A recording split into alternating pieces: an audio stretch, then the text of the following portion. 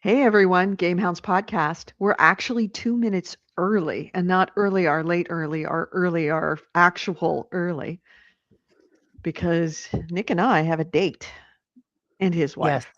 We were going to get married again and then divorced again, this time on time. Are we really? Yes. Okay. I we don't have to do it. No, we should do it today. We don't have to do it before we come over for the Super Bowl. But like afterwards, I just need you to come on for 10 minutes to marry me so that I can then trigger the divorce. That's all I need. But didn't we already do that? It I it took I didn't divorce in time. I think everything I've read says you have to do it within 48 hours. I've always taken longer. Okay. Well, what we could do is we could get married before you come over and divorce before you leave. No, because there's a 24-hour cooling period. Oh. But We can are we we can get married or married divorced at this point? divorced. We Okay. can get married and trigger the divorce at the same time. The problem Didn't we do is that once already? so you can get married, trigger the divorce at the same time. That triggers a cool down period of 24 hours. After that 24 hours, then any one of you can confirm the divorce. Okay, all right. I've always that 24 hours has gone by, then another 24 hours have gone by, then another 24 hours have gone by, and that's when I've logged in. Got it. Okay, so you'll handle the finalization of our divorce. Yeah, I'll handle all the paperwork, all the stamps, all the Meet signatures. with I can meet fo- with I the can forge your lawyers, get everything signature. It's okay. notarized. Yeah. Okay, all right. Cool. Then we'll do that. Married and divorced. You But you'll have to bring over your computer. mean my Or- PlayStation? Yeah. Oh, well, we'll get married before you leave.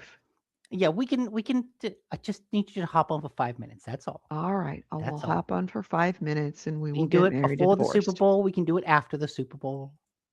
Okay. But if we do it while you're here, you won't have access to your PlayStation. Yeah, I can't do it Right. while we're here. Okay.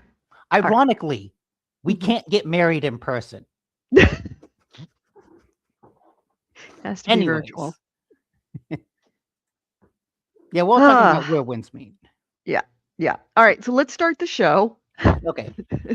And then we will it's going to be, I'm not going to say a short show because none of our shows are short, but Nick is coming over for the Super Bowl later. So I still got to do a little bit of cleanup around here.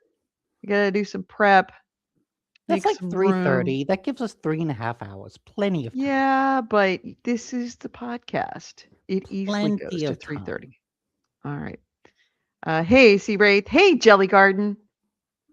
Hey, Can you join our live stream? No, unfortunately. I don't know who you are, Andrea. But if you were one of our regulars, like one of our former co-hosts, would love to have you. Just not today. This is not the day to start going off the reservation because we are on a tight schedule. Nick's not. I am because I'm hosting. All right, so let's start the show. Hey, Margaret M. and Emma.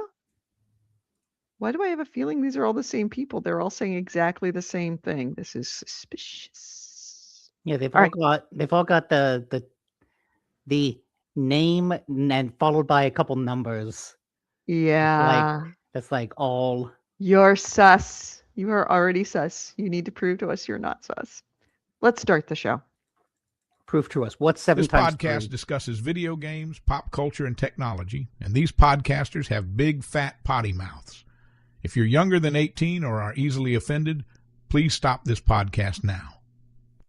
Oh, and your mom said to take out the trash and do your homework.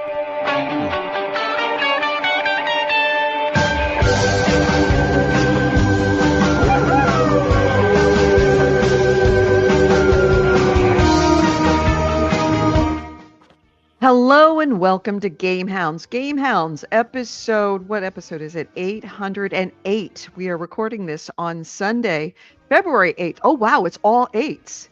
888. Except for the 2. 2026. well, in 2026, but still, that's pretty cool. What I'm it Edie here Sellers. says there's a certain word in the title. What? Uh, What word is uh, that?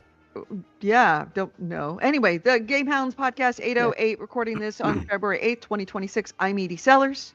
With me is Nick DiNicola right over there, and Shepherd, the Yes, cat and that Shepherd. loves more And than any cat has ever loved. before we were questioning like who's a bot and who's not, and to their credit, Monk VR gives cookies, says I'm not them. Okay, hi, Monkey. Corrections. I think he's Monkey Corrections are VR. like, okay, All right, Monkey You're VR. in the club. You're in the human club. So, what is this problematic word in the title? The title of the show it is problematic? GenAI. GenAI is problematic. Wait, why? I mean, it is.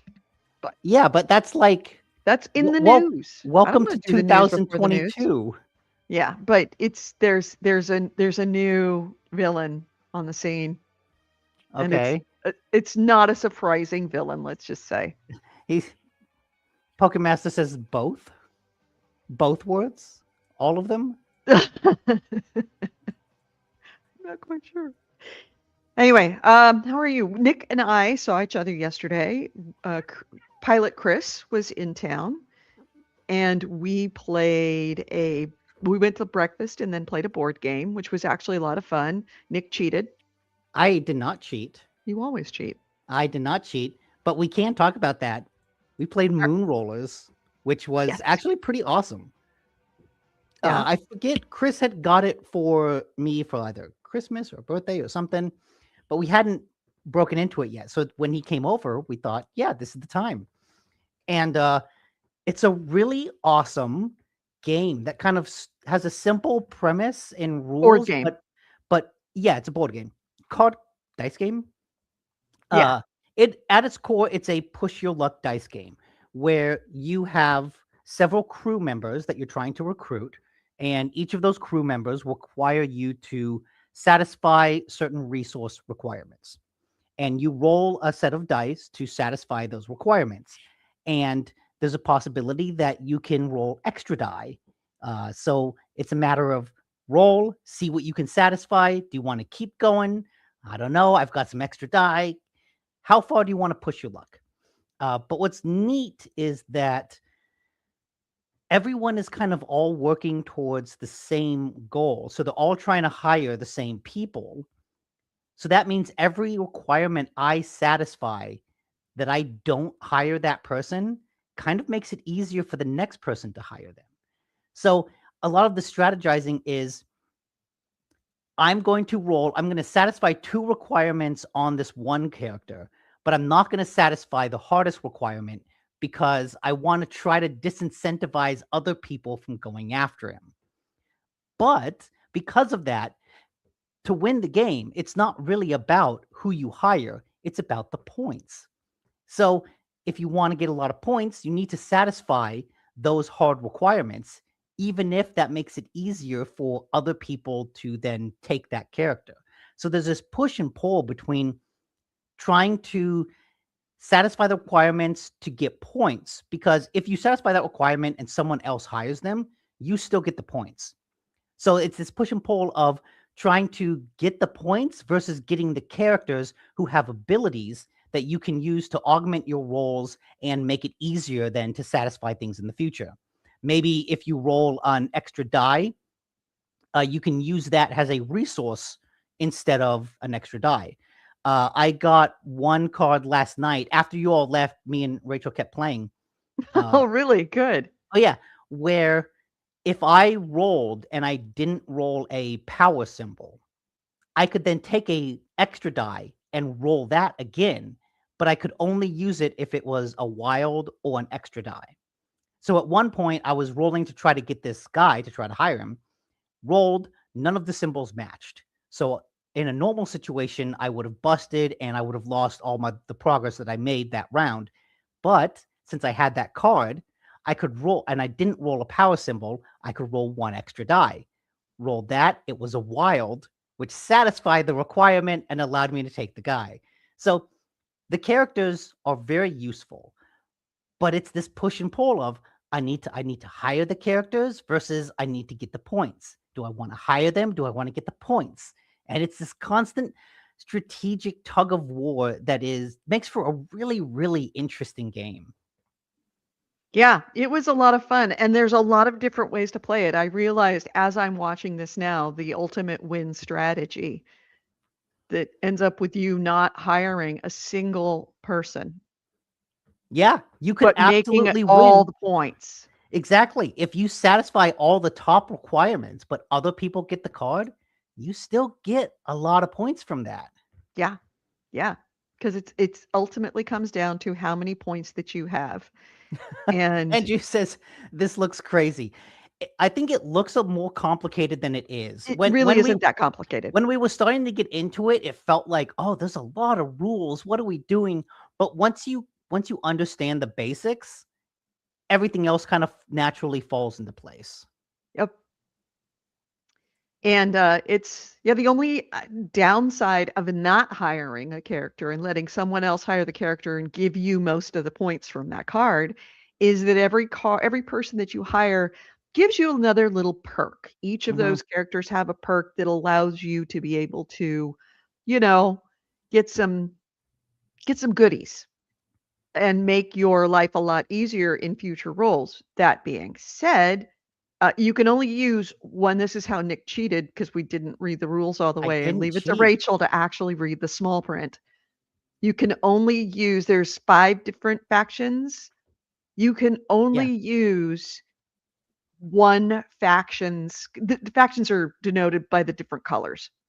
Yeah. You can so only there's use blue, one orange, faction's red. perks. And Nick was using all the perks from all the cards, even though they were from the same faction. So it kind of gave him an unfair advantage that he just rammed the table in the first game. Yeah. It gave me an unfair advantage, except for the fact that everyone else was playing with the same rules.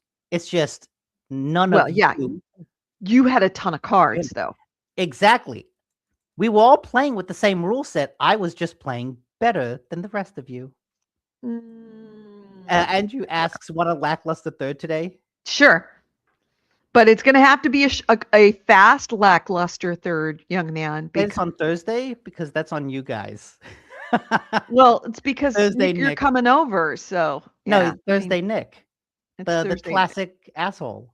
Yeah, that's true. Let's not do the classic asshole. No, we played that. We played that on Saturday. Yeah. But yeah, this is a really cool game, and this is actually a spin-off of a bigger game called Moonrakers, which is more of a tactical kind of cooperative shipbuilding game. It's similar in that you're trying to satisfy resources, but you're using cards instead of dice. And we haven't played that one, but that's just a much kind of bigger, more complicated version of this. And Chris also said that there's a co-op version of that game that you could download an app for. Oh, it's only for iPad. We learned this when I tried to download it. But the Moonraker co-op game that you can use with an app is it's free because you need the board game to play it. The app is like a supplemental thing. But yeah, there's a lot of different ways to play this. It's really cool. So it was fun. Chris, if you're watching, thank you. And short, which was actually really nice too. Yeah, we played like 3-4 games in an hour. We played 2 games in an hour, and then you guys played another couple with just the 2 of you. Yeah. And most of that hour was learning how to play the game. As you do with any board game. Right. But once it took, maybe a quarter of the first game to really get into the groove of what you were doing. And then it's a fast game, but it's fun. Yeah. Highly recommend. Good board game, good game. And the fact that 2 people can play just as easily as 4 people or 5 people is awesome. Hey, Chaos, how are you? Hey there. Hey. We just woke up, so great. Good morning. Just rolled out of bed. Close to. It's been about an hour. So we are doing like I said, shorter show because Nick is coming over. That's the co-op game. for Moonraker's Luminor. Okay, that's the Also available on co-op game. PC. That's good to know. Yeah. Nick's coming over for Super Bowl, so I have to still do some stuff around the house and also prep some food and liquor. I forgot We the are Super Bowl's having happening. banana bread old fashions and something called a prestige, which I've had Prestige. both, and they're delicious. It's gonna make Nick, me gonna make us a master at Call of Duty. Every time you prestige, you have to drink an entire pitcher Yeah. of those.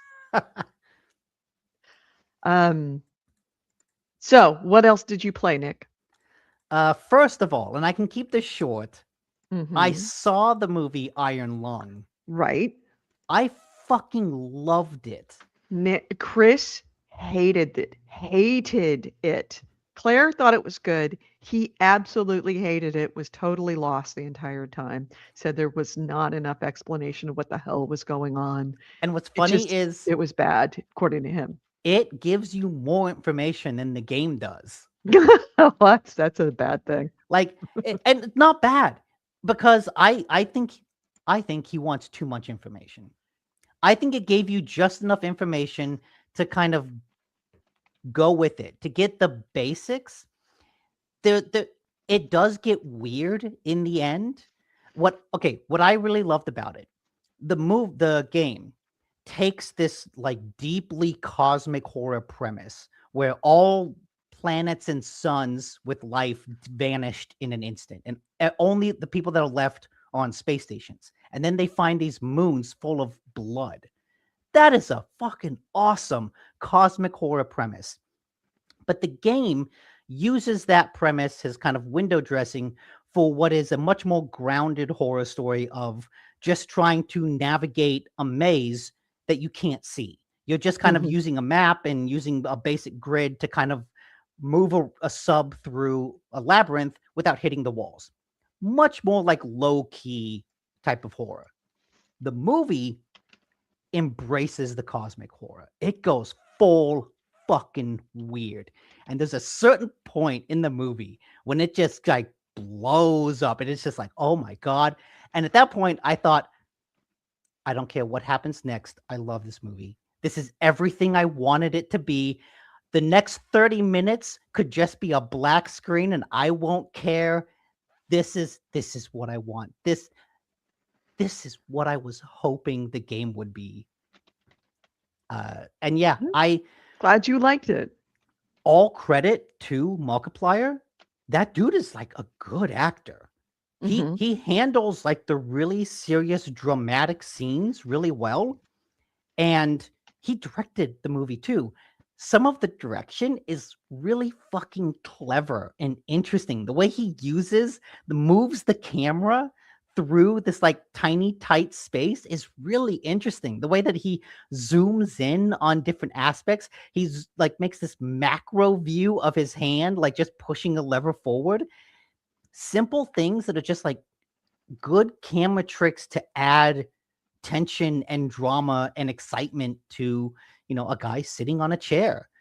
But I loved it. I thought that the mystery at the core of it was interesting. I liked watching him go through the process of solving it. I know other people have said, oh, it's like watching someone play a video game because he's just looking at a map and scouting it out. But I don't know.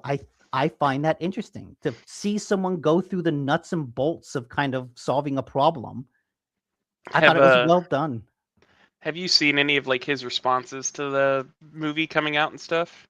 Some of them, yeah, just him like thanking people for making it really successful because it really blew up, and I'm really glad that it did. It did, and he went over a Letterboxd review by H Bomber Guy. Okay. I hope everyone knows who H Bomber Guy is. I hope. Isn't he one of the shitty right wing people? No, he's not. He's a YouTuber. He does generally long form content now. His last one was the what do you call it? The plagiarism video. I don't know that hit up like a year and a half ago. Essentially, like called out a ton of people about plagiarism, particularly one person. But he's not right leaning. Okay, good. But something that Mark that was mentioned in the review was that there's something very similar to this movie in being a YouTuber, in that you're just alone in your room, like in the dark for hours doing these things. And it really hit Markiplier hard that there was a lot of similarities to his career in YouTube, and then like what happens in this movie, not necessarily with like all the cosmic horror stuff, but just that sense of isolation and working 14 hours a day. Like, he got really emotional and like teared up about it. I can Oh, see wow. that. I can see that, especially of just, what is it about this movie and this premise that attracted you to it? And it's like, if you look at the psychological aspect, I could absolutely see that. Yes, he's very left leaning. Okay, I PC might have Ray heard him says, as taking. a matter of fact, he openly leans left wing. You might have heard him taking down right wing stuff. Okay, that If could you haven't be it. seen it, go see his stuff. He hasn't had anything for like a year and a half, but that's because he's been working on a Adobe video where he was going to talk about Adobe, and it was Oh, going to be short, and then it just kept growing, and now he's been working on it for a year and a half. yeah. H Bomber Guy puts out some of the best videos, but he puts So them out like once a year. Okay. But they are long form, deep dive, investigative, and the plagiarism one was just scathing. that blew up. He Yeah, has it blew a up. he has a 3.5 hour video about how mid Deus Ex Machina is and how it shouldn't be, and I watched that whole thing. It's amazing.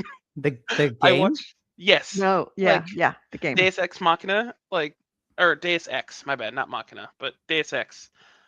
He goes over it essentially just how mid it is for 3.5 hours, and he did it just to see how long he could keep people watching, and it's popular. Everyone watched it, like that were fans.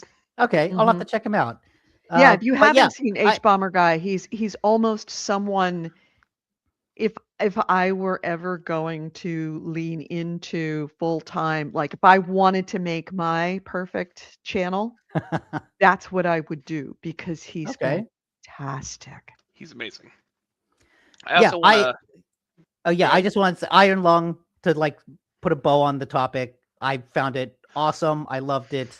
Can't wait to buy it, watch it again because I think it's out of theaters now. I think it was only in there for a week. The people are asking for a physical media release of it, and he's trying to Oh, work that out. yes, and I will absolutely get that because it's an awesome movie. But yeah, surprised me how much I liked it more than the game. One more quick Markiplier fact.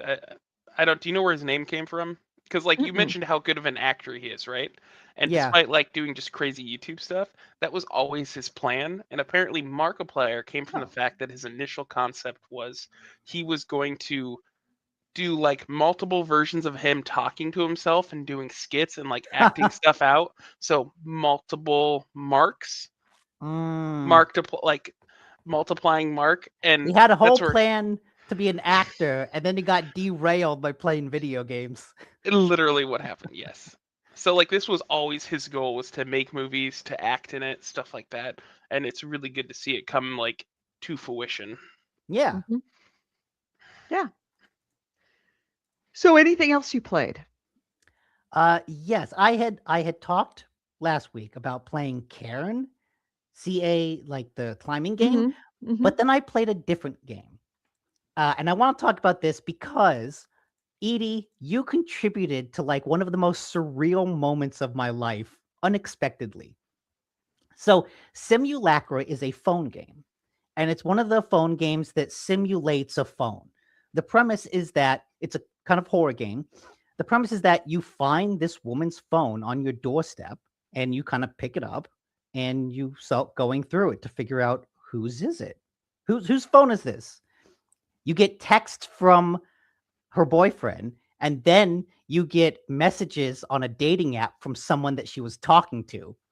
And you kind of spend a while with these two different guys going, wait, who are you? What are you doing with her phone? Oh, what happened? Where is she? Oh, we have to find her. I'm going to help her. You're talking to she has a boyfriend? Oh, he probably did something. She's talking to someone on a dating app? He probably did something. So you have these two like angel and demons on your shoulder pointing you in different directions. and it plays out as kind of a Telltale-esque conversation puzzle game, because a lot of the text messages, you just tap the screen and it gives you options for how to respond. So you're not typing anything out yourself. And then you'll get into situations where, oh, I need the password to her email. How do I get that? What is the password? Oh, it's the birthday of her cat. How am I going to find the birthday of her cat? And it's like, I'm going to scroll through her pictures until I see one of the cat in a birthday hat. And it's like, oh, that's the date. But what's neat about the game is it kind of understands the inherent creepiness of what you're doing. There's one point where the guy on the dating app says, oh, I'll give you this information if you give me a picture of her. She said she would send me a picture. And it's like, okay, you can go through her photos, and there's plenty of pictures of her cat, of her with her friends. There's also one of her like taking a selfie at the gym in tight gym clothes. And so I ended up sending one that was just her smiling at the camera. And his response was, oh, that's not what I was looking for. It's like, okay, the game knows what it's doing. But if you're looking at the video, every time someone sends you a message, like with an iPhone, a little notice pops down from the top. You know, bing, someone sent you a message. Bing, someone sent you a message.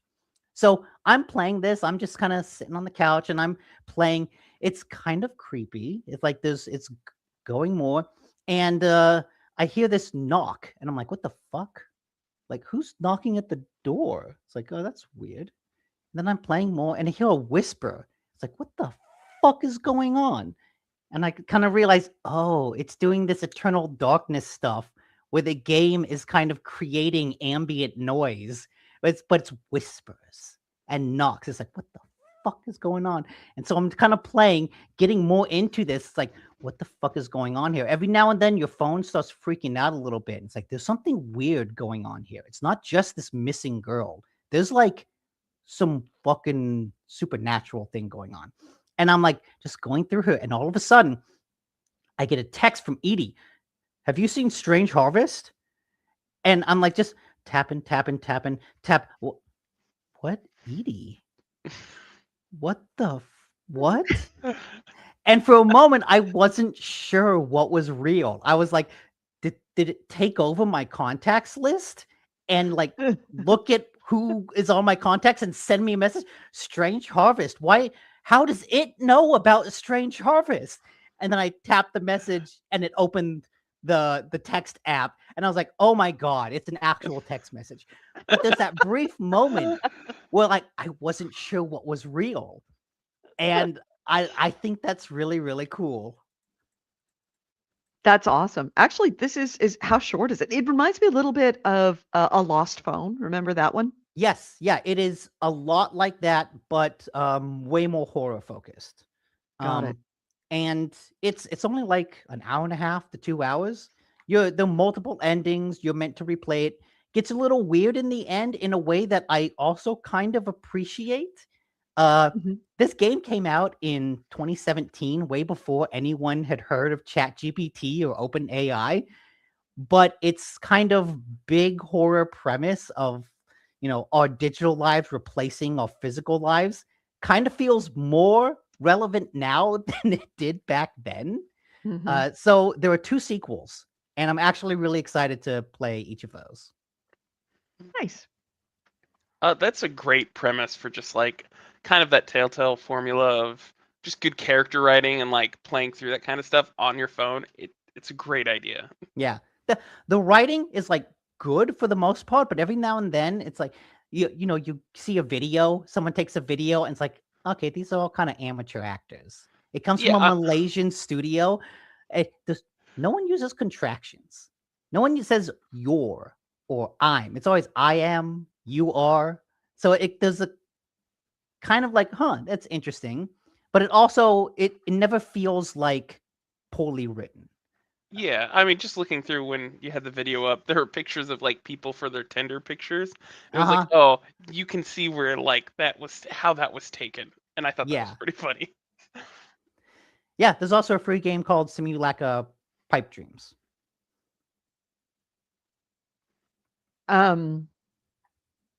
Did you have to pay for it?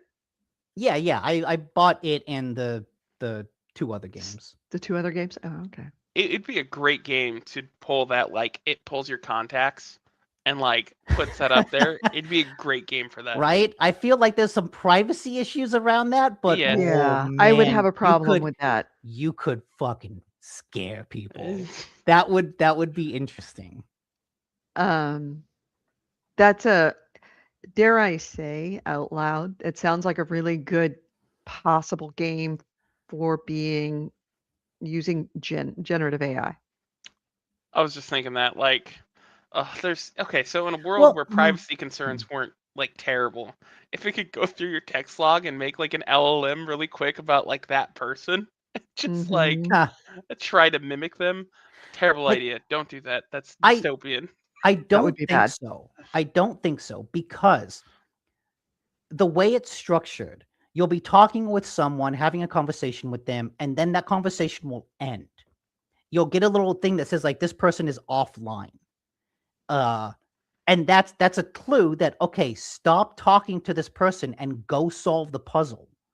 And so there's a nice structure to the game where you're talking to the person and then you exhaust all of their dialogue. And so, I've got all the clues that I need to solve the puzzle. Let me go try to solve it. If it's an LLM, it will just keep going. Mhm. And at that point, it's like, no, But you can it's- code that in. You can code in, don't only to talk for this amount of time, or only maybe, but like cover this then and you then get stop. off topic and you can do that. And what's works about this game is that everything's on topic. It's structured, it's written. It's There's got a a lot of tight problems here. it's got a tight script, and that tight script is what kind of keeps you focused, keeps you in the mood, kind of keeps the atmosphere good and spooky. If you expand it, I think you lose all of that.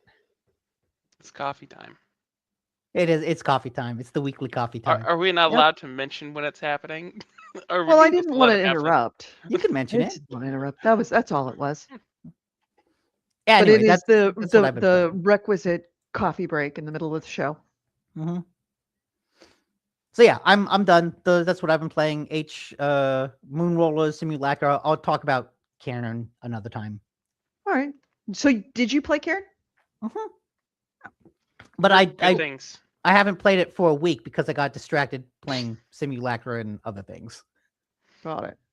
Well, of course, you want to move on to news just as I'm making a cup of coffee. So hold on a moment. I have a game I can briefly talk about. Oh, okay. Yeah, Nick, if you want to do a banner for it. yeah.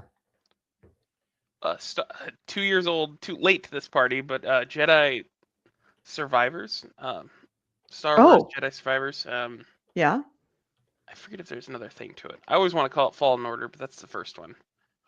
So I finally beat that. If I had talked about it last week, it probably would have been not as a positive.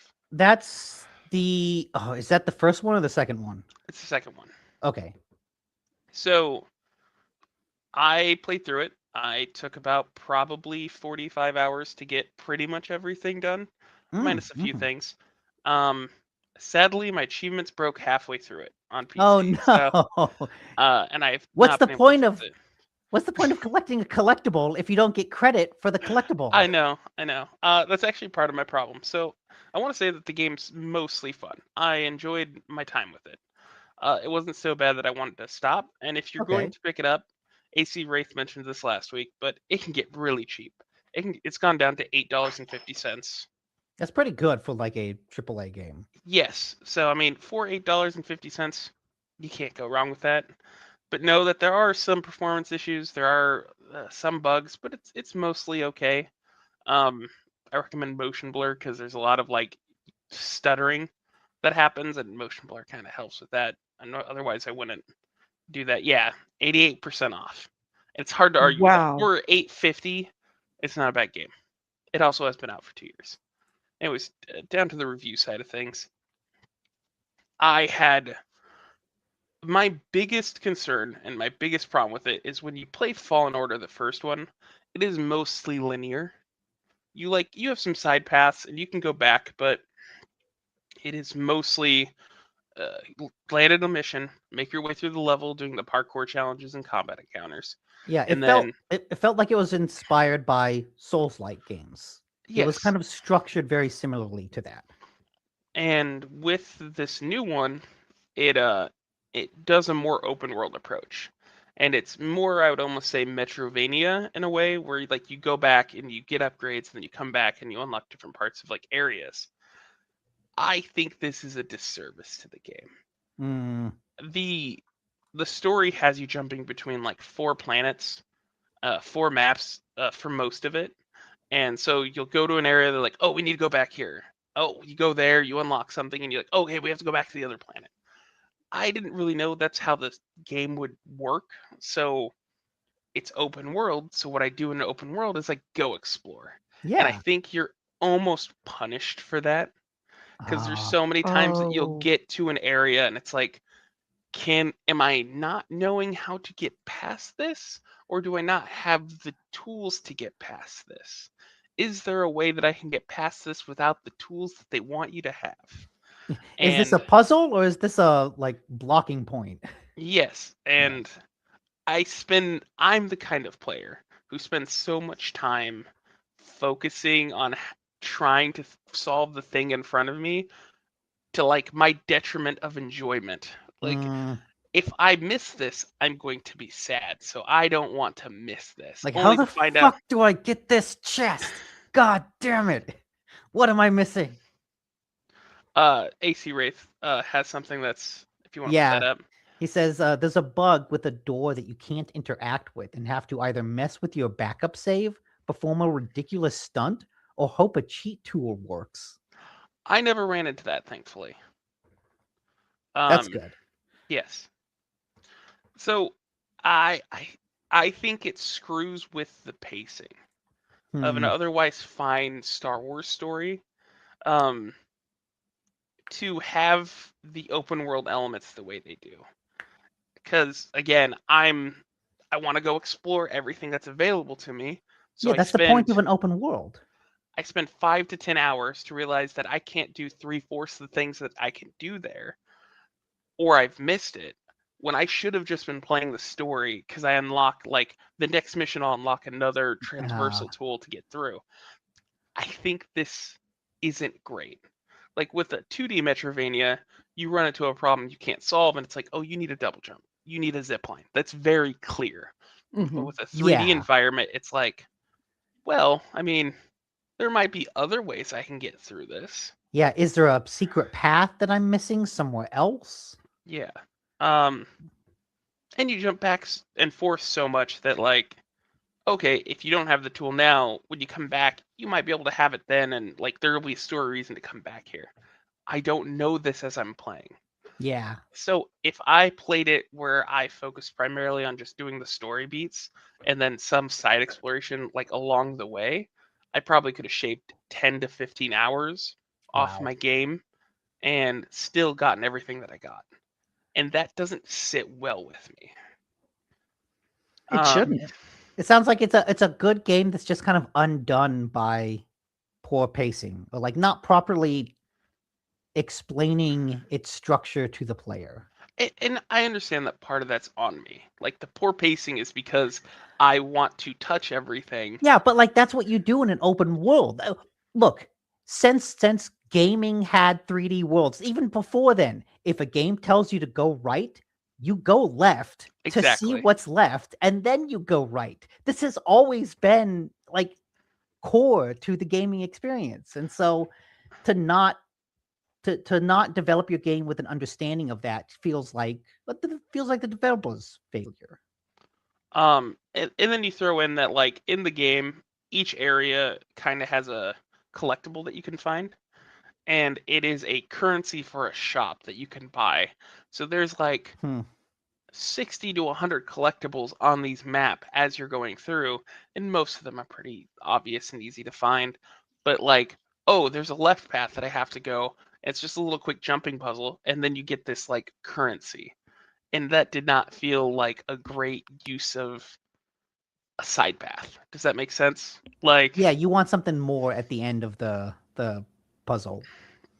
so this was my experience, and the story, like I said, is mostly fine. I felt that the back 10%, when like major things happen and there's a twist and you get to the final like stretch of the story, was actually so good. Oh, Like, you could call probably one of the twists, but not in the way that they did it. And when I was mentioning it last week, I hadn't done that back 10%. So I would have been coming at you with like a mediocre to like slightly above mediocre story that I've played so far, with terrible pacing because it's open world and not really a structured thing. But that 10% is if you pretty nail, good. people remember endings. If you nail that ending, that means a lot.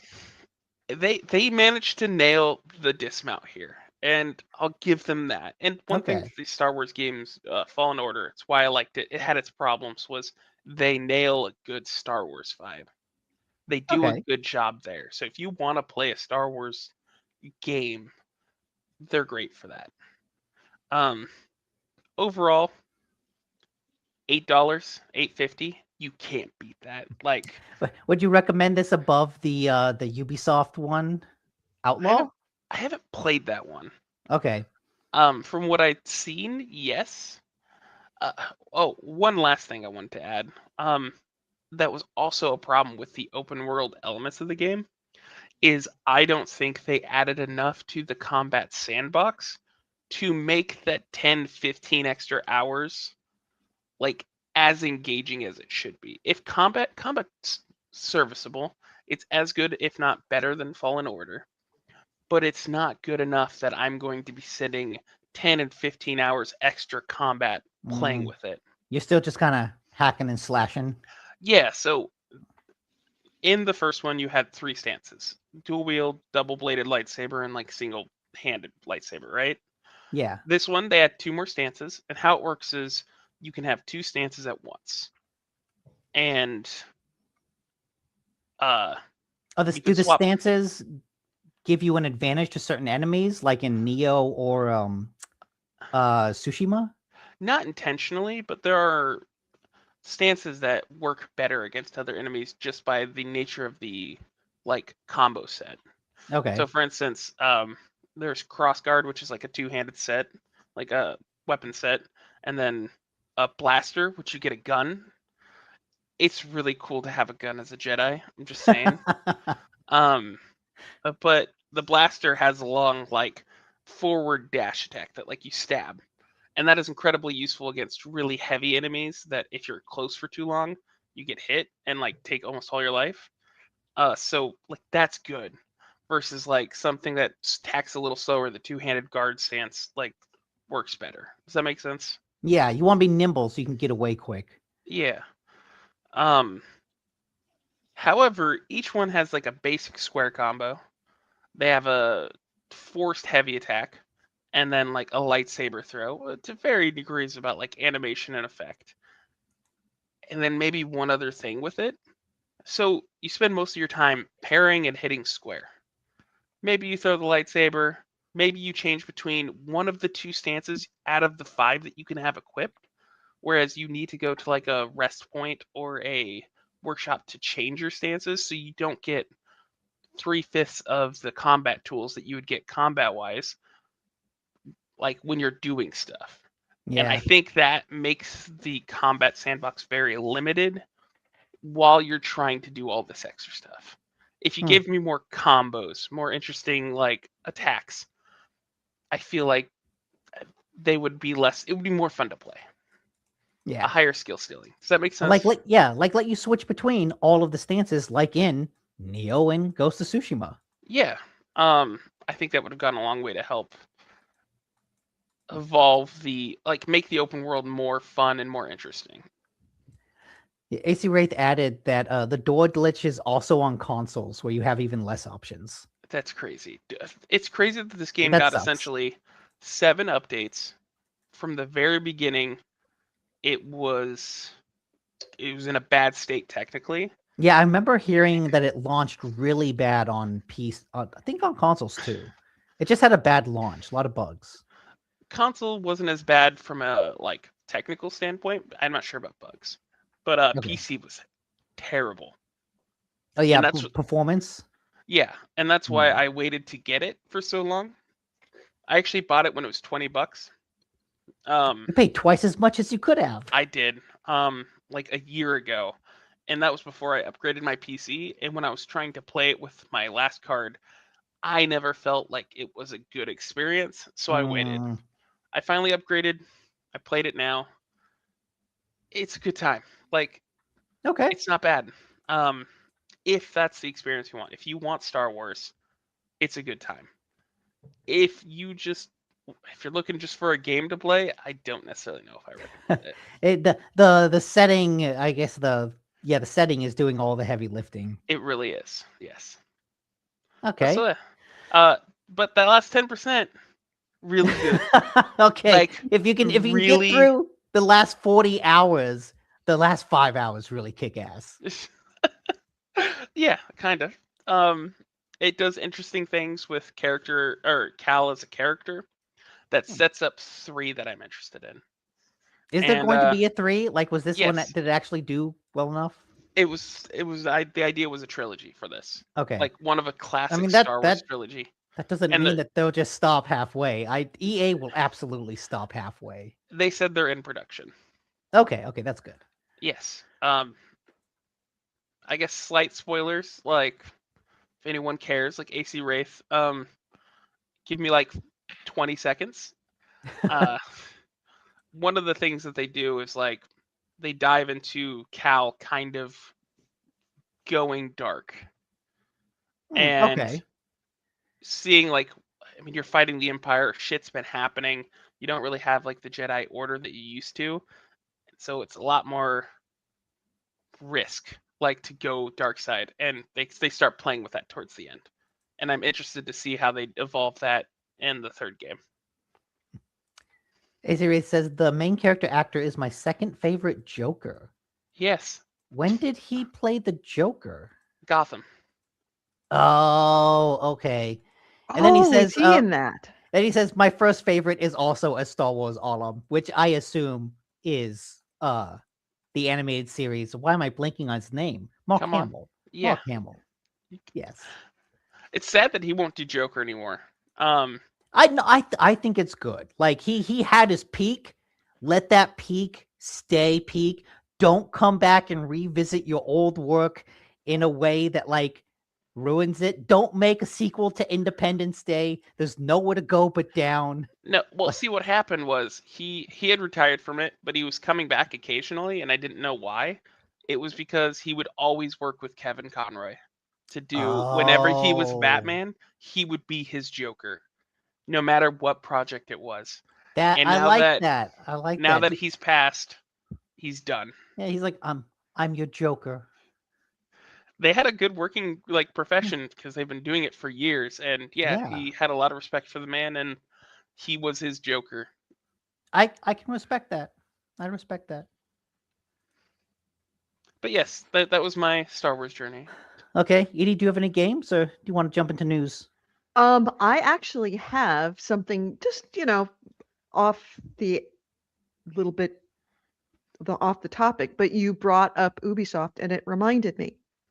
So I saw 2 movies last week. I saw Dracula, the new Dracula, and I saw last night, I saw Shelter, which is a smaller film. Yeah. It's out and around, and it's been out for a little while. But I happened to notice that the assistant director was Ben Burt, and Ben Burt is the sound guy for Star Wars. And I'm like, he was an assistant director on this? And it was only a little while afterwards that I realized that it's Ben Burt with 1 T instead of 2 T's. So it's a different Ben Burt. And it was much later as I'm driving home. I'm like, wait a minute. But because I went and saw that, I said, we have to watch all of the credits, because I wanted to see who did the sound, because I was thinking it was Ben Burt, the sound guy, who was the assistant director. I'm like, well, then who did the sound? Is it because Kevin was on Ben Burt's team? And I'm like, oh, who else was on Kevin's team? Yeah, any other names you recognize? Yeah. So as we're watching it, the credits are rolling, And I did not realize that Ubisoft has a movie division. Did you know that Ubisoft has a movie division? I knew that they had a division that did movie stuff, but I thought it was always related to trying to get their adaptations of their games. Yeah, no, this was they were some part of the technical making of the film, and unfortunately, I can't remember what it was, but it was in the visual effects area of it. And yeah, there's an Ubisoft division that worked on Shelter. It There's a wasn't real just a movie or like a release or a production or a publishing part of it. It was actually materially affecting the creation of the film. the real question is, does that still exist? Well, Because things point. have been rough for Ubisoft. That's and I would- true. That's Yeah. true. Yeah. I But mean, the it's gotta movie be just a came out, separate but it was probably worked on by Ubisoft multiple years ago. Yeah. and the Hmm. sound, of course, was done. It wasn't the right Ben Burtt. It was a different Ben Burtt. Didn't realize that until later. But the sound was done at Pinewood Studios in England. So, which is like the Skywalker sound of England is Pinewood. Hmm. But it was one of those like Ubisoft worked on this, on the visual effects of this, and Chris was like, well, yeah, it makes sense. I mean, video game got that's kind of what they do is visual effects. Man, from what I hear though, like any video game studio trying to get into visual effects, that's getting into a harder business. You think video games are fucked. The Yeah. VFX business is even worse. Yeah, and thank you for the link, AC Ray. He has a link to the Ubisoft Film and Television division, which is on the Ubisoft website.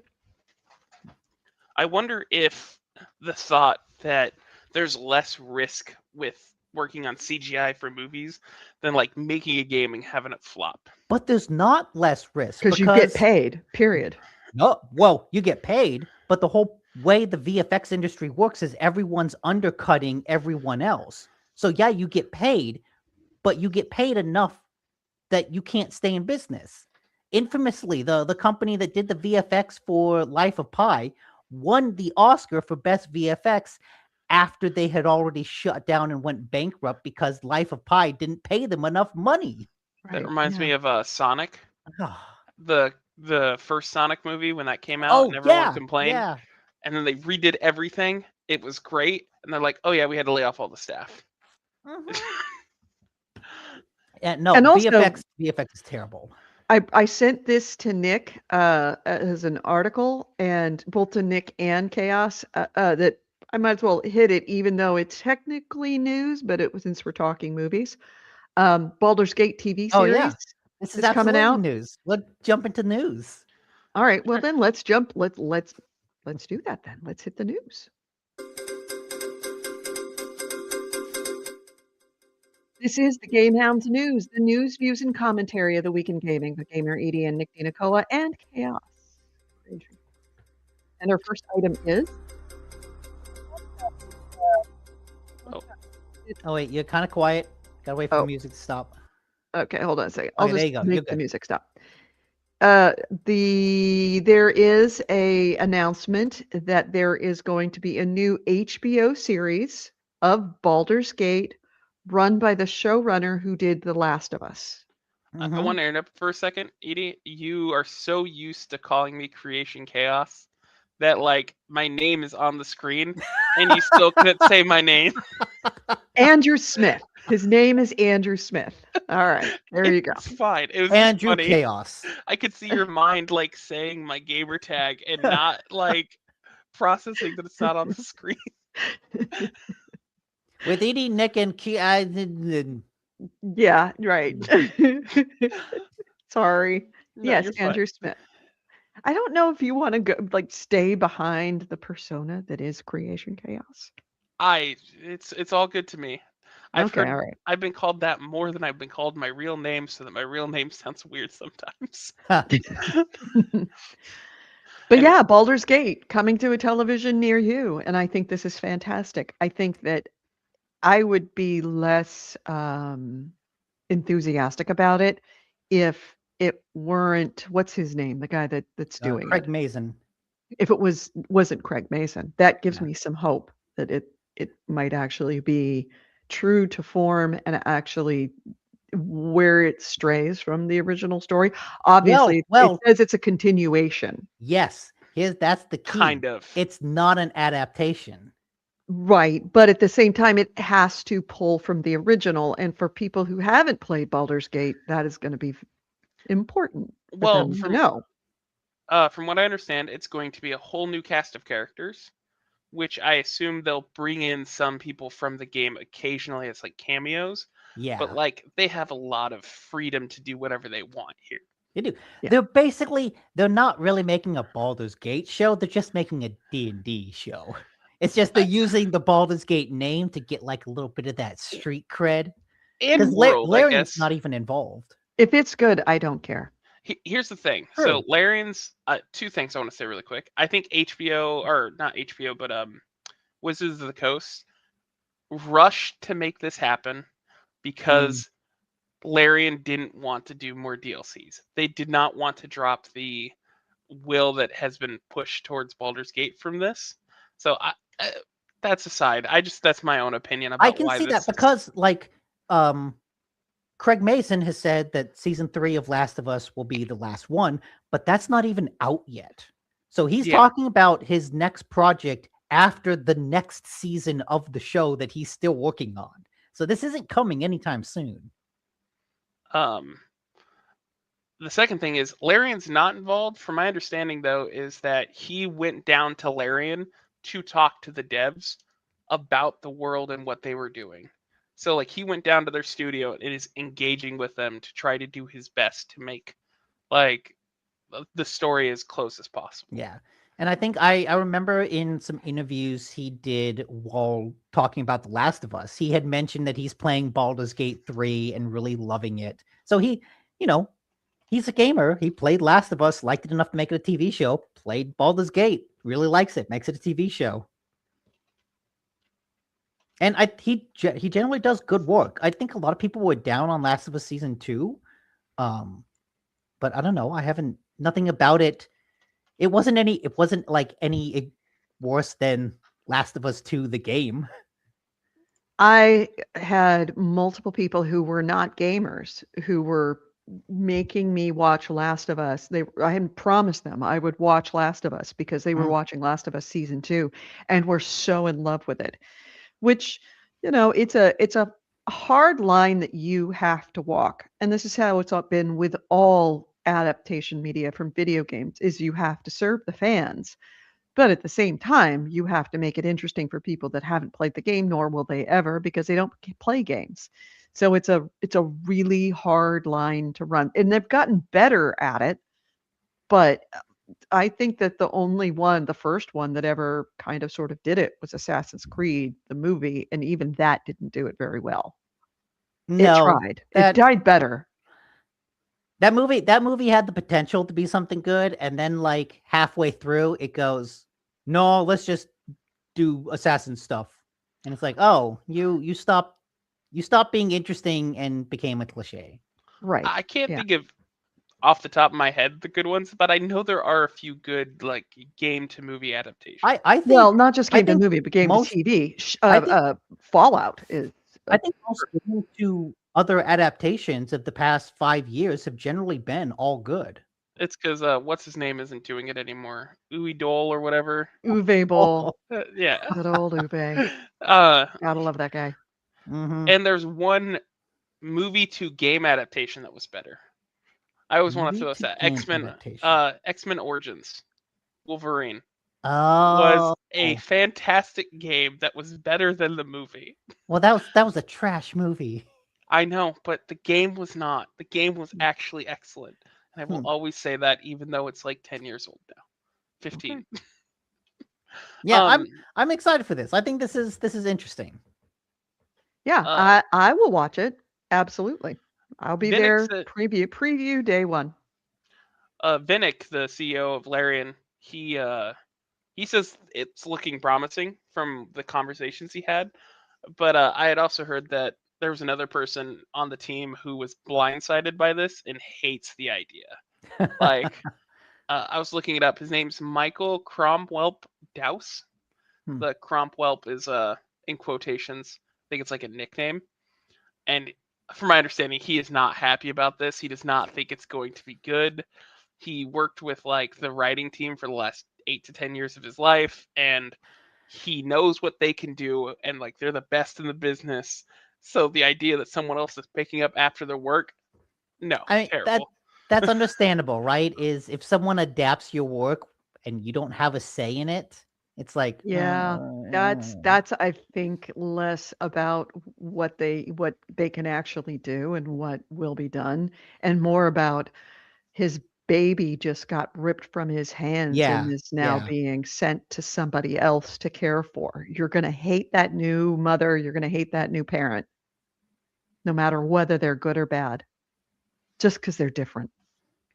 I Yeah. haven't actually watched The Last of Us, but I've heard good things about season 1, less good things about season 2. Yeah. But like, Me too. look, Last of Us 2, the game, is a lesser game than Last of Us Part 1.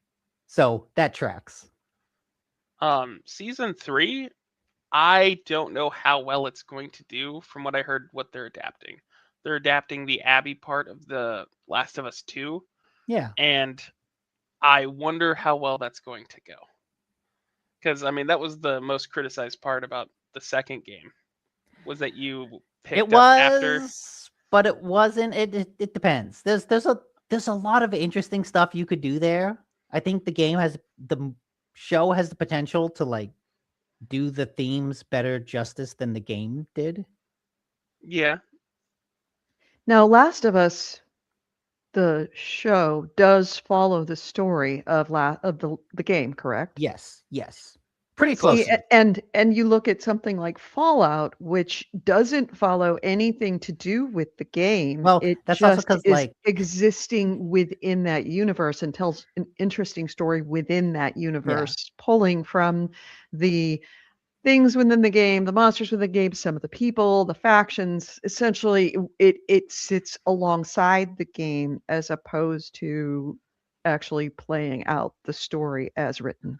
I think those are different too because the Fallout show is meant to be in canon with the games. So it's all meant Mhm. to be like of a whole, whereas Last of Us is just no, the show is different from the game. It's an adaptation. Well, not only that, but I think the Right. structures of those games lend themselves very differently to what can be Yeah. adapted. I For I, instance, I honestly don't remember anything about the Fallout story. well, that's the thing is like the Fallout has always been about the world. So Yeah. like you can literally do anything in that world and it's important. Whereas I think what I think about The Last of Us, I haven't played 2. I played 1 though. The world's not that interesting. That's not It the isn't. interesting part. It's a No, it isn't. post-apocalyptic world. It's That's much all more it is. narrative driven. The Last of Us is definitely much more narrative driven than Fallout. And it is about the characters, like Joel and Ellie and all of that. Right. Yeah. So, next item. Next item. Let's see. What should we jump to? Well, let's jump to the other big one. AI sucks. The Steam machines Well, have that's been not news. delayed because AI is driving up component costs to the point where Valve said, yeah, when we announced it, we had different expectations for what it would cost. And now they've kind of delayed it. I believe that they've still said they want to ship it in 2026, but Terrible idea. yeah, Terrible idea. I don't believe that will be the case. I think this No. is delayed indefinitely. Which sucks because I really, really, really want a Steam machine. Mhm. I know really want a Steam machine. we were talking in text about this, and I said that I think they should just wait until the next generation of consoles because I agree. there's also a story about how the PS5 is actually selling pretty well, and Sony has stocked up on memory before all of this component cost exploded. So they're basically good for the price of the PS5 through 2026, through holiday 2026. And so, Nintendo did the same thing. And so knowing that, like, you're not going to be able to compete. They have a huge advantage of price. And if Valve can't compete with the PS5, the Steam Machine is dead in the water because no Yeah. one's going to pay $1,000 for this machine, but they might pay 700. If it and the PS5 Pro are equal, then that's a competition. Well, I But think it's my guess is they're looking at $1,000 now for it, and which would be a shame. And it's now driven it up to $1,200, which at that point does become unrealistic to be able to release it now. yeah, I If think. oh, go ahead. Oh, I was gonna say. I think if I haven't looked at pre-builts lately, but if the Steam Deck has to be in the price range of like a lower end pre-built PC, they're done. Like, there's no reason to get a Steam Deck when you could just go buy a PC You mean a that's Steam made. machine? A Steam Machine, Steam machine, yes. yeah. Buy Steam Decks. They're good. Uh, yeah, like $1,200. I think you can still get a pre-built with that, and it would probably be better than the Steam Machine. Right. Well, the Steam machine, its unique selling point is that it is a PC, and they said that it was going to be online with an entry-level PC for yeah, price-wise. But what it brings to the table that is different than a PC is the convenience of a console-like experience on a PC. Because if you try to put a PC on a TV, it's fiddly. And this is taking the fiddly out of it. And that right there, to me, is worth a premium. That being said, I don't have $1,200 to drop on yes. something like that. I might be able to scrape together $800, $900, but $1,200 now for me is out of reach. There was an interview where they were talking about just that. Like, oh, we have all the features of a console. And one of the things they mentioned was you pick up a controller, you hit the power button on the controller, and the console turns on. And they're like, that's really hard to do on a PC. And it just made me think of all the tiny little convenient factors that we take for granted with Mhm. anything for the console, anything under the TV. The fact that, like, oh, that's a selling point. That's a selling point. We've been able to do that for like 10 years. But like, that's hard for the individual working on a PC. That's a hard thing to set up and configure. Right, and not just configure with its own controller, which is the advantage that both PlayStation and Xbox have, is that they ship with a controller. They need to be compatible with all controllers, Yeah. What's so funny, that becomes an issue. what I heard was you won't be able to do that unless you have a Steam Machine controller, Yeah, because but it's okay. there's a uh their workaround for this was Mhm. literally to put a little dongle inside the casing so that when you hit the Steam Machine controller, it activates that dongle, which turns on your like from a distance. It basically presses the button for you to turn on your Yeah, like the Steam You Machine. I don't care how they you're do pushing it, a just as button long that as it's pushes done. another button. Essentially, yes.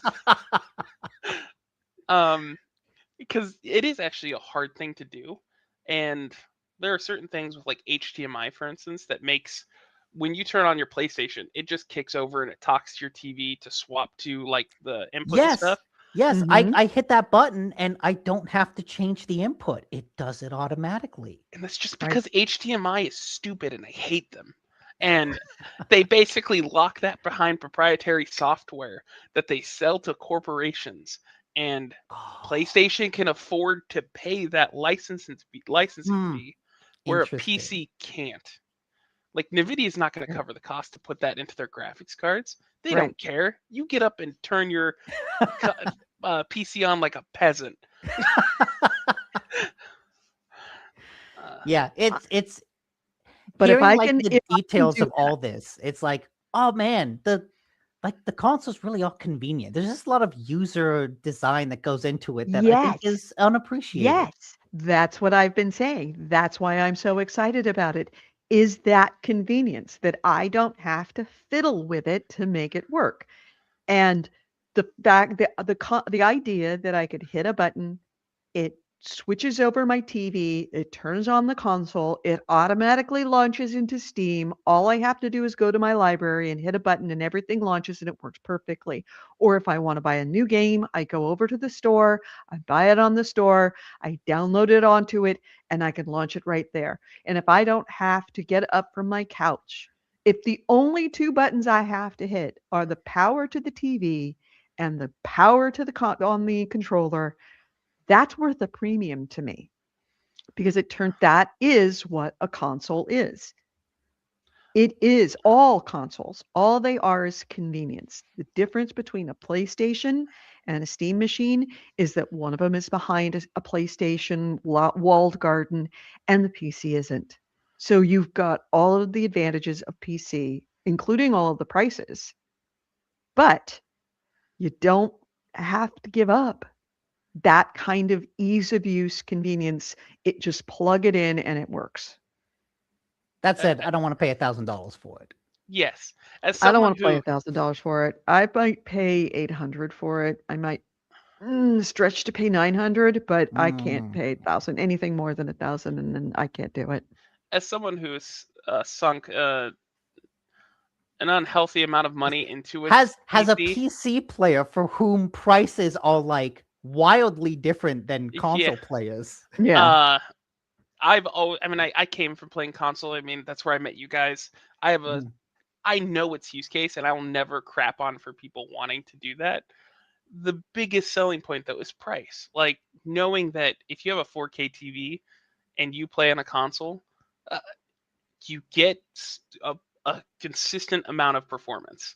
Yeah. Playing on PC, well, near top-end hardware, I never know what performance I'm going to get or how annoying it is to dial that in. And so I appreciate that. I'm curious to know how much that will be for the Steam machine. Like, if you, I'm really hesitant to believe the performance claims on 4K TVs. Like, I don't think that's going to be as smooth as they are implying. But aside all that, like we've been mentioning, is price. The biggest benefit to getting a console is I can go on Amazon and pay $550 and buy base PlayStation 5. And if Steam machine can't match or slightly more because it is a PC, like get ballpark for that, they're done. Well, on the devil's advocate, the Gabe advocate here, whatever amount that I pay, I have to factor in that any game that I purchase on a PlayStation is going to cost me $60. I'm not going to find that.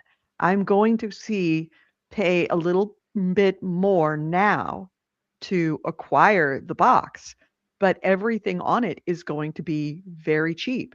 And I can purchase from places like GOG and other non-Steam locations. That And gets I more can have the complicated. Steam So, summer sale. like, That yes, right there would save me even whenever you're purchasing, well, when you go on to the Xbox games, the PC plan is cheaper than the console plan. yeah. I think this gets brought up a lot in the favor of PC, like the Steam sales, not paying for an online membership. I think most people who get consoles, this isn't a pain point.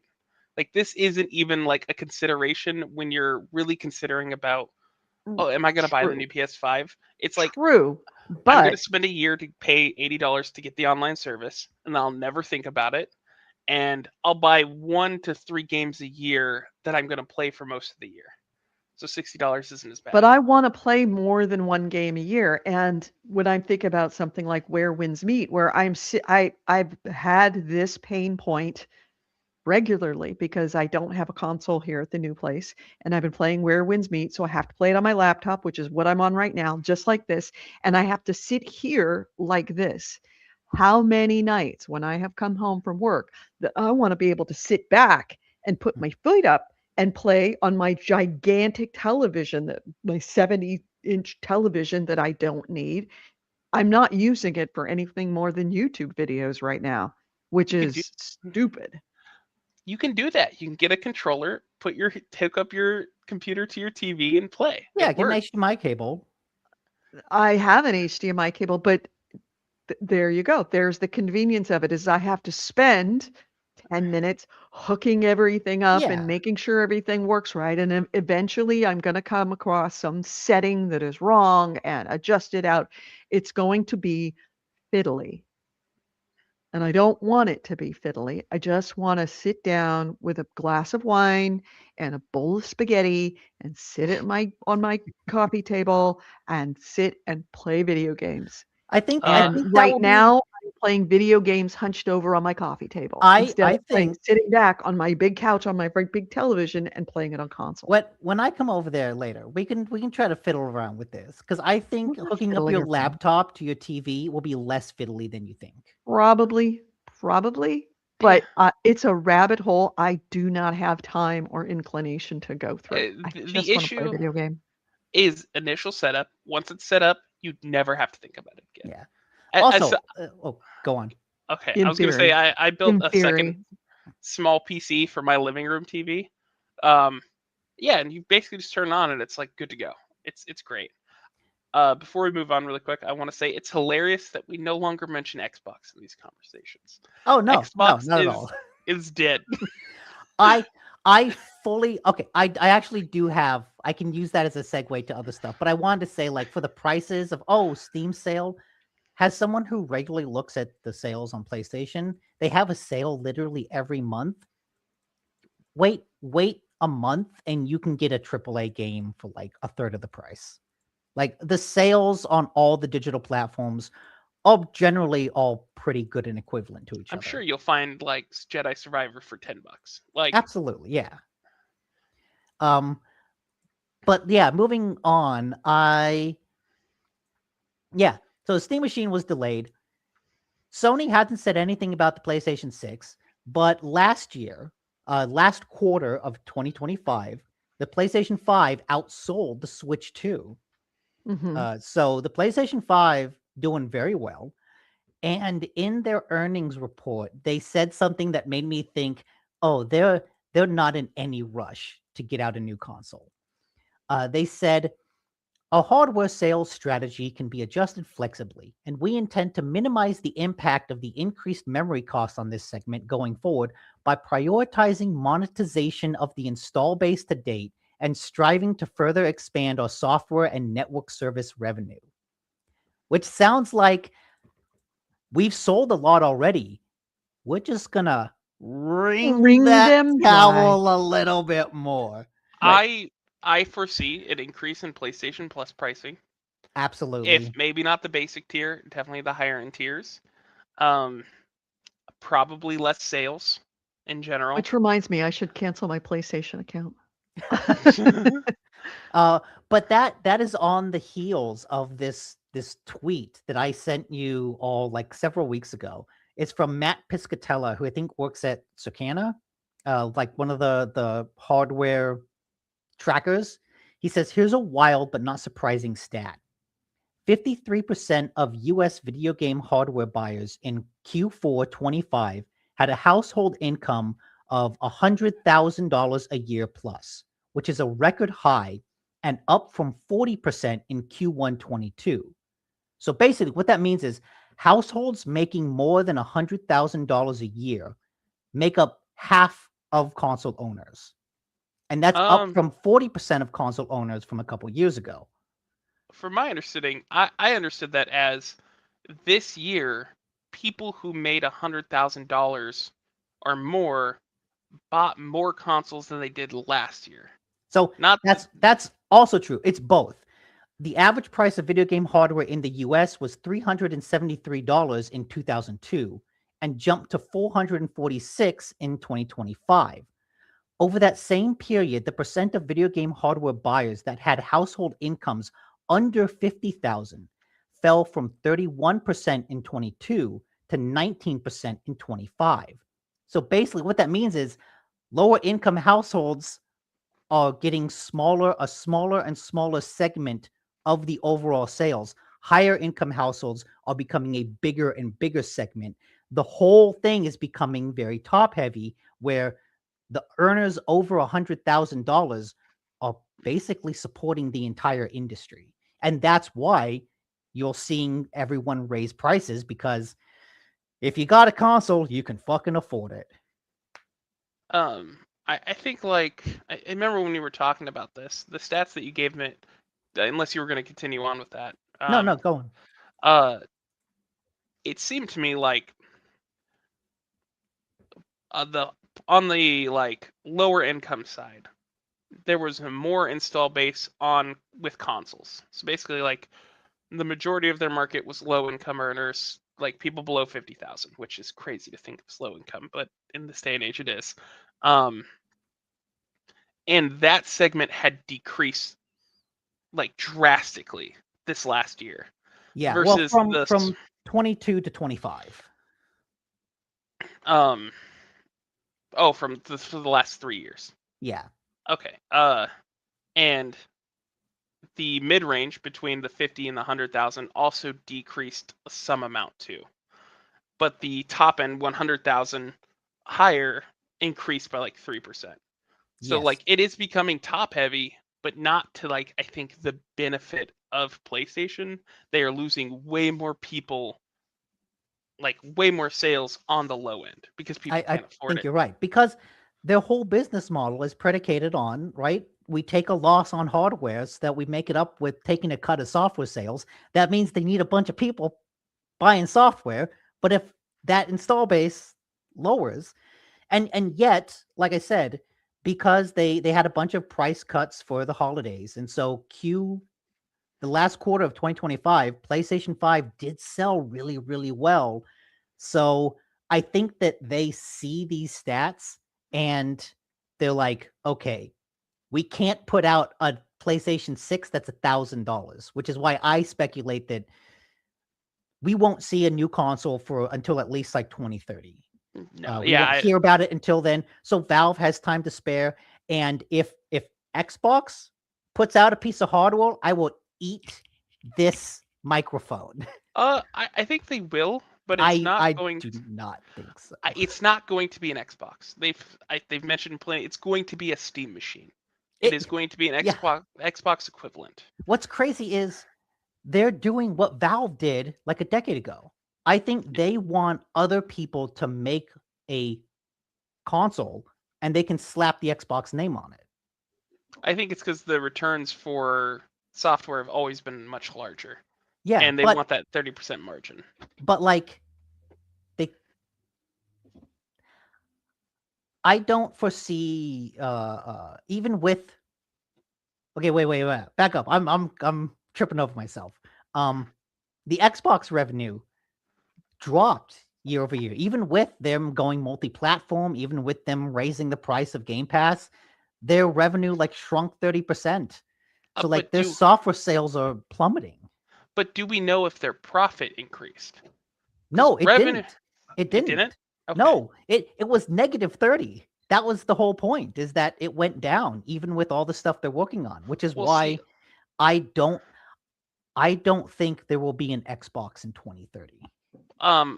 Because with me, revenue means like their operating costs added into that and stuff. No, revenue is just how much money they bring in. It's not. It depends on if it's gross revenue, but if it's usually net revenue, they will say net revenue as opposed to gross. That's what I meant. But like, if they were able to lower their costs in general, like they might have made more profit, even with a loss of revenue. I didn't read the article, so I'm not sure if that happened. But if you I don't think they're talking about profit. I don't think they want to mention the word profit because I don't think they've had a profit in years. I would say so. It really depends on the AI bubble and if that bursts. But if it bursts like this year, I could see PlayStation 6 as early as 2028. Yes, that is true. Yeah, they would make the plan, and then at sometime in 2027, we would start to see the fall off from RAND pricing and like the craziness that's been happening, because it's been increasing so much like this year that anyone who is prepping for a new console, some new hardware, right? They're buying a year or two out. Yeah. And so PlayStation would miss that window. So they wouldn't have any purchasing until 2027 and then go into production probably 2028. So you might see one by the end of the year. That would be my best guess if the bubble pops this year. Yeah. If it doesn't, who knows when? Who knows when? And if it does pop, like, will Microsoft, who has invested so heavily into AI, cut the whole Xbox division loose as a way to try to save money on the balance sheet? Yeah, I'm not. Will It's they will such they a will hard they call, cut off that arm to like save the body of the company? which is crazy because it has been profitable. Yes, Xbox, it has. it was I Yeah. think 12 to 20% profitability, and they just wanted to double that, like on the low end. Yeah. Um, I don't know. It's interesting. I think PlayStation's going to have one of its best console selling years this year, if what they're saying is true. If they can keep the price down, it will become the only high performing machine that will Yeah. be affordable. It will be the only option because Xbox has already raised their prices twice on their like Xbox like models, and you'd be making a terrible decision. Yeah. Yeah, Tough time to be a gamer. By the it way, is. I am listening even though I'm not on screen. I wanted to thank you for bringing up PlayStation because my PlayStation subscription renews tomorrow and I was able to cancel it. So I saved myself $80. Good, good. Oh, so And yeah, hi, Chris. Hi, Ashley. hello. And yes, bitter. It is Andrew. I think if that's what you were meaning. Oh, bitters. Is that Yeah, no. Andrew? You can tell by the annoying whistle in my voice. Okay. Well, speaking of PlayStation. Well, wait a minute. Let me do a story. Oh, Oh no, well, you okay. do speak. You're speaking of PlayStation. You've had a segue. You Speaking of segued me out of PlayStation, this. Thank you. they announced their Horizon multiplayer game, and I watched 5 minutes of the video before the podcast, but I wasn't listening very closely, so I don't know a whole lot about it. It's called Horizon Hunter Gatherers. It's a 3-player multiplayer game. I did a very poor job. I'm a terrible podcaster. I did not watch this video very closely, so I Okay. have no idea what this game is about. So I know some about it. Okay. I just want to curse for a second because what the fuck is Sony doing with the Horizon franchise? I This don't. I think this is leftover remnants from the last from their big live service push several years ago. This is like one of the few games that didn't get canceled. But there's two of these. What are they doing? So I don't know. So there are It's two Hunters Horizon. Gathering, by the way, not Hunters Gatherers. But Oh, okay. that's right. Yeah, God, I don't like that name. This is a character-based Monster Hunter game, essentially, or Dauntless if you played that. You choose a pre-made character that has a certain weapon and abilities, and you take it in on a hunt.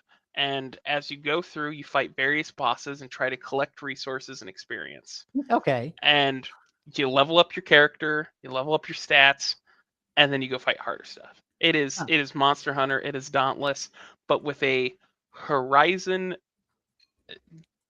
world with anime cartoon graphics. Yes, it's very, very Fortnite-y. And I was watching a YouTube channel called Skill Up, and I agree with this assessment that it loses a lot of its charm, Horizon, when you remove the details of the monsters. And due to the anime stylistic of this game, um, they don't look as intricate or like Interesting. real. They look like weird anime robot creatures. Which is weird because actually anime robot things are cool. But yeah, it's What is the name of that mobile game that all the celebrities are selling right now? Like Royal something? Raid Clash Shadow Legends. Royale? No. It's Royal where Rumble. you're supposed to save a king. It's all over television. It's all these celebrities trying to sell you this mobile game. Royal something. Royale. No, it wasn't Royal Royale. It's Royal something. Royal Kingdom, Royal something.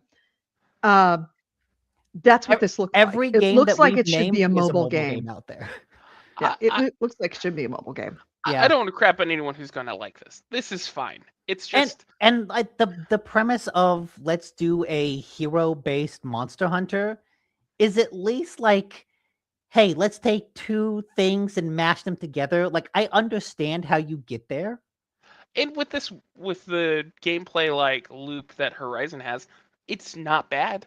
Yeah, You literally do this. Yeah, Horizon's all about like fighting the big T-Rex and knocking the gun off of its shoulder so that you can pick up the gun and use it. Like, there's a very Monster Hunter aspect to that combat. And I want to throw this out because like Bitter Plus mentions like this game looks okay. If you like the game, that's perfectly fine. Like there's nothing wrong with like there's a lot of hard work that I'm sure went into this game. My question is like Sony has made a Lego game, a VR game, I think two it was live a service Lego game. games. What in their balance sheet has made Horizon look like such a solid investment that they've made 4 games of varying degrees of quality and type in the I last 3 to 4 years? I think it's because Horizon is quietly one of their best-selling games. I think Horizon, from the critical perspective, always is kind of known for always being overshadowed by something else. The first game came out, and then Breath of the Wild came out and kind of ate its lunch. Then the second one came out, and then Elden Ring came out Rip. and ate its lunch. But like, quietly, those games have sold an absolute fuck ton. Like, it is a huge franchise for them. Also, I guess they also came out with the remaster for the first one. Oh I yeah, forgot to yeah. mention that. And for what it's worth, that VR game is like pretty cool. It's a pretty cool VR game. Yeah, no, I don't have like necessarily a problem with the like quality of the products.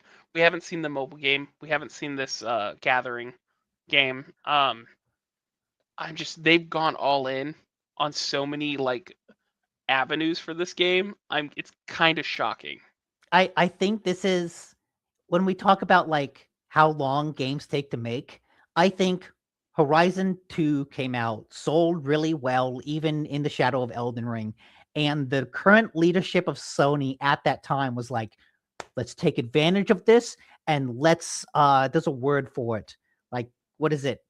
When you expand an IP, like, let's milk that IP. And so they started working on all these other games. Capitalize. And yeah, and then like the world kind of moved on, and Sony was like, oh shit, we're stuck with these things that we don't really want.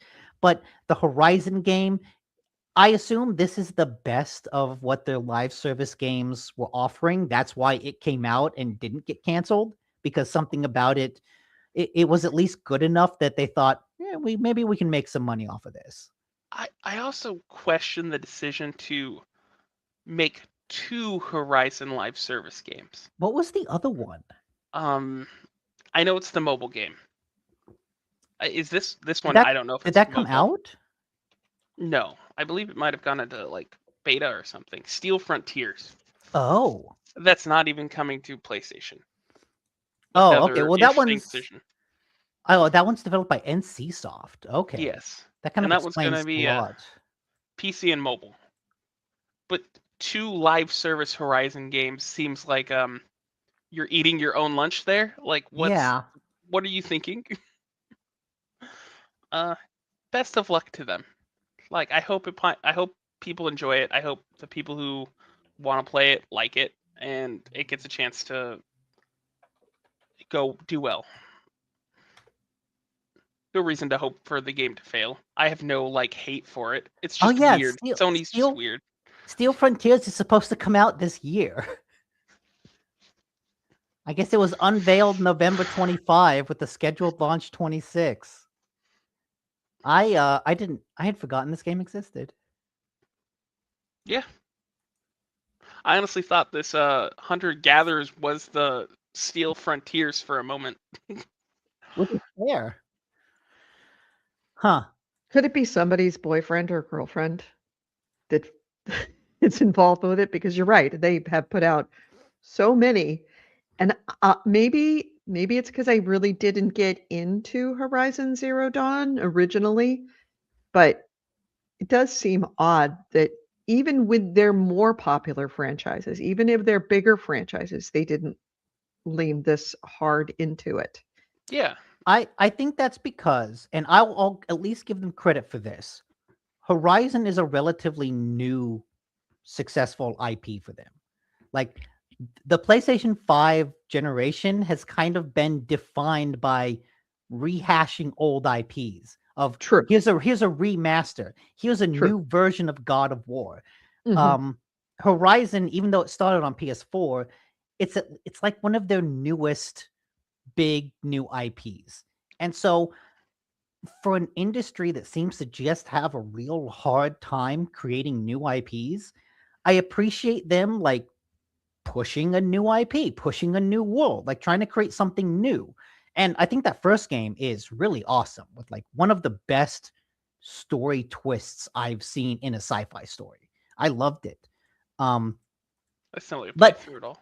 they might be pushing it a little hard. I think they overestimated how much people like that world.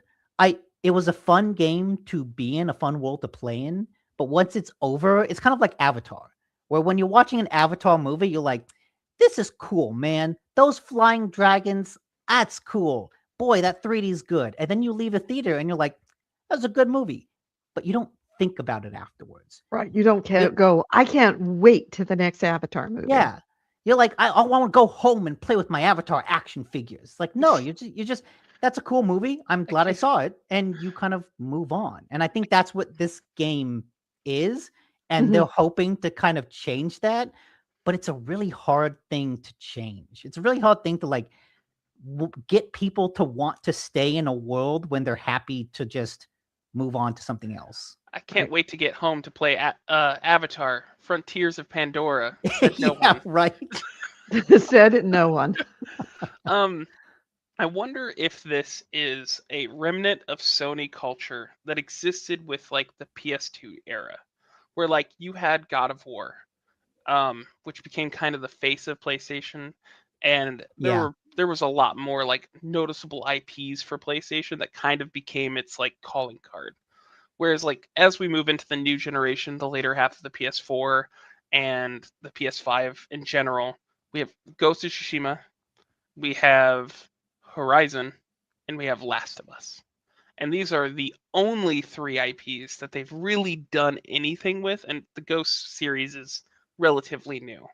So we have Horizon and Last of Us, and they have nothing else.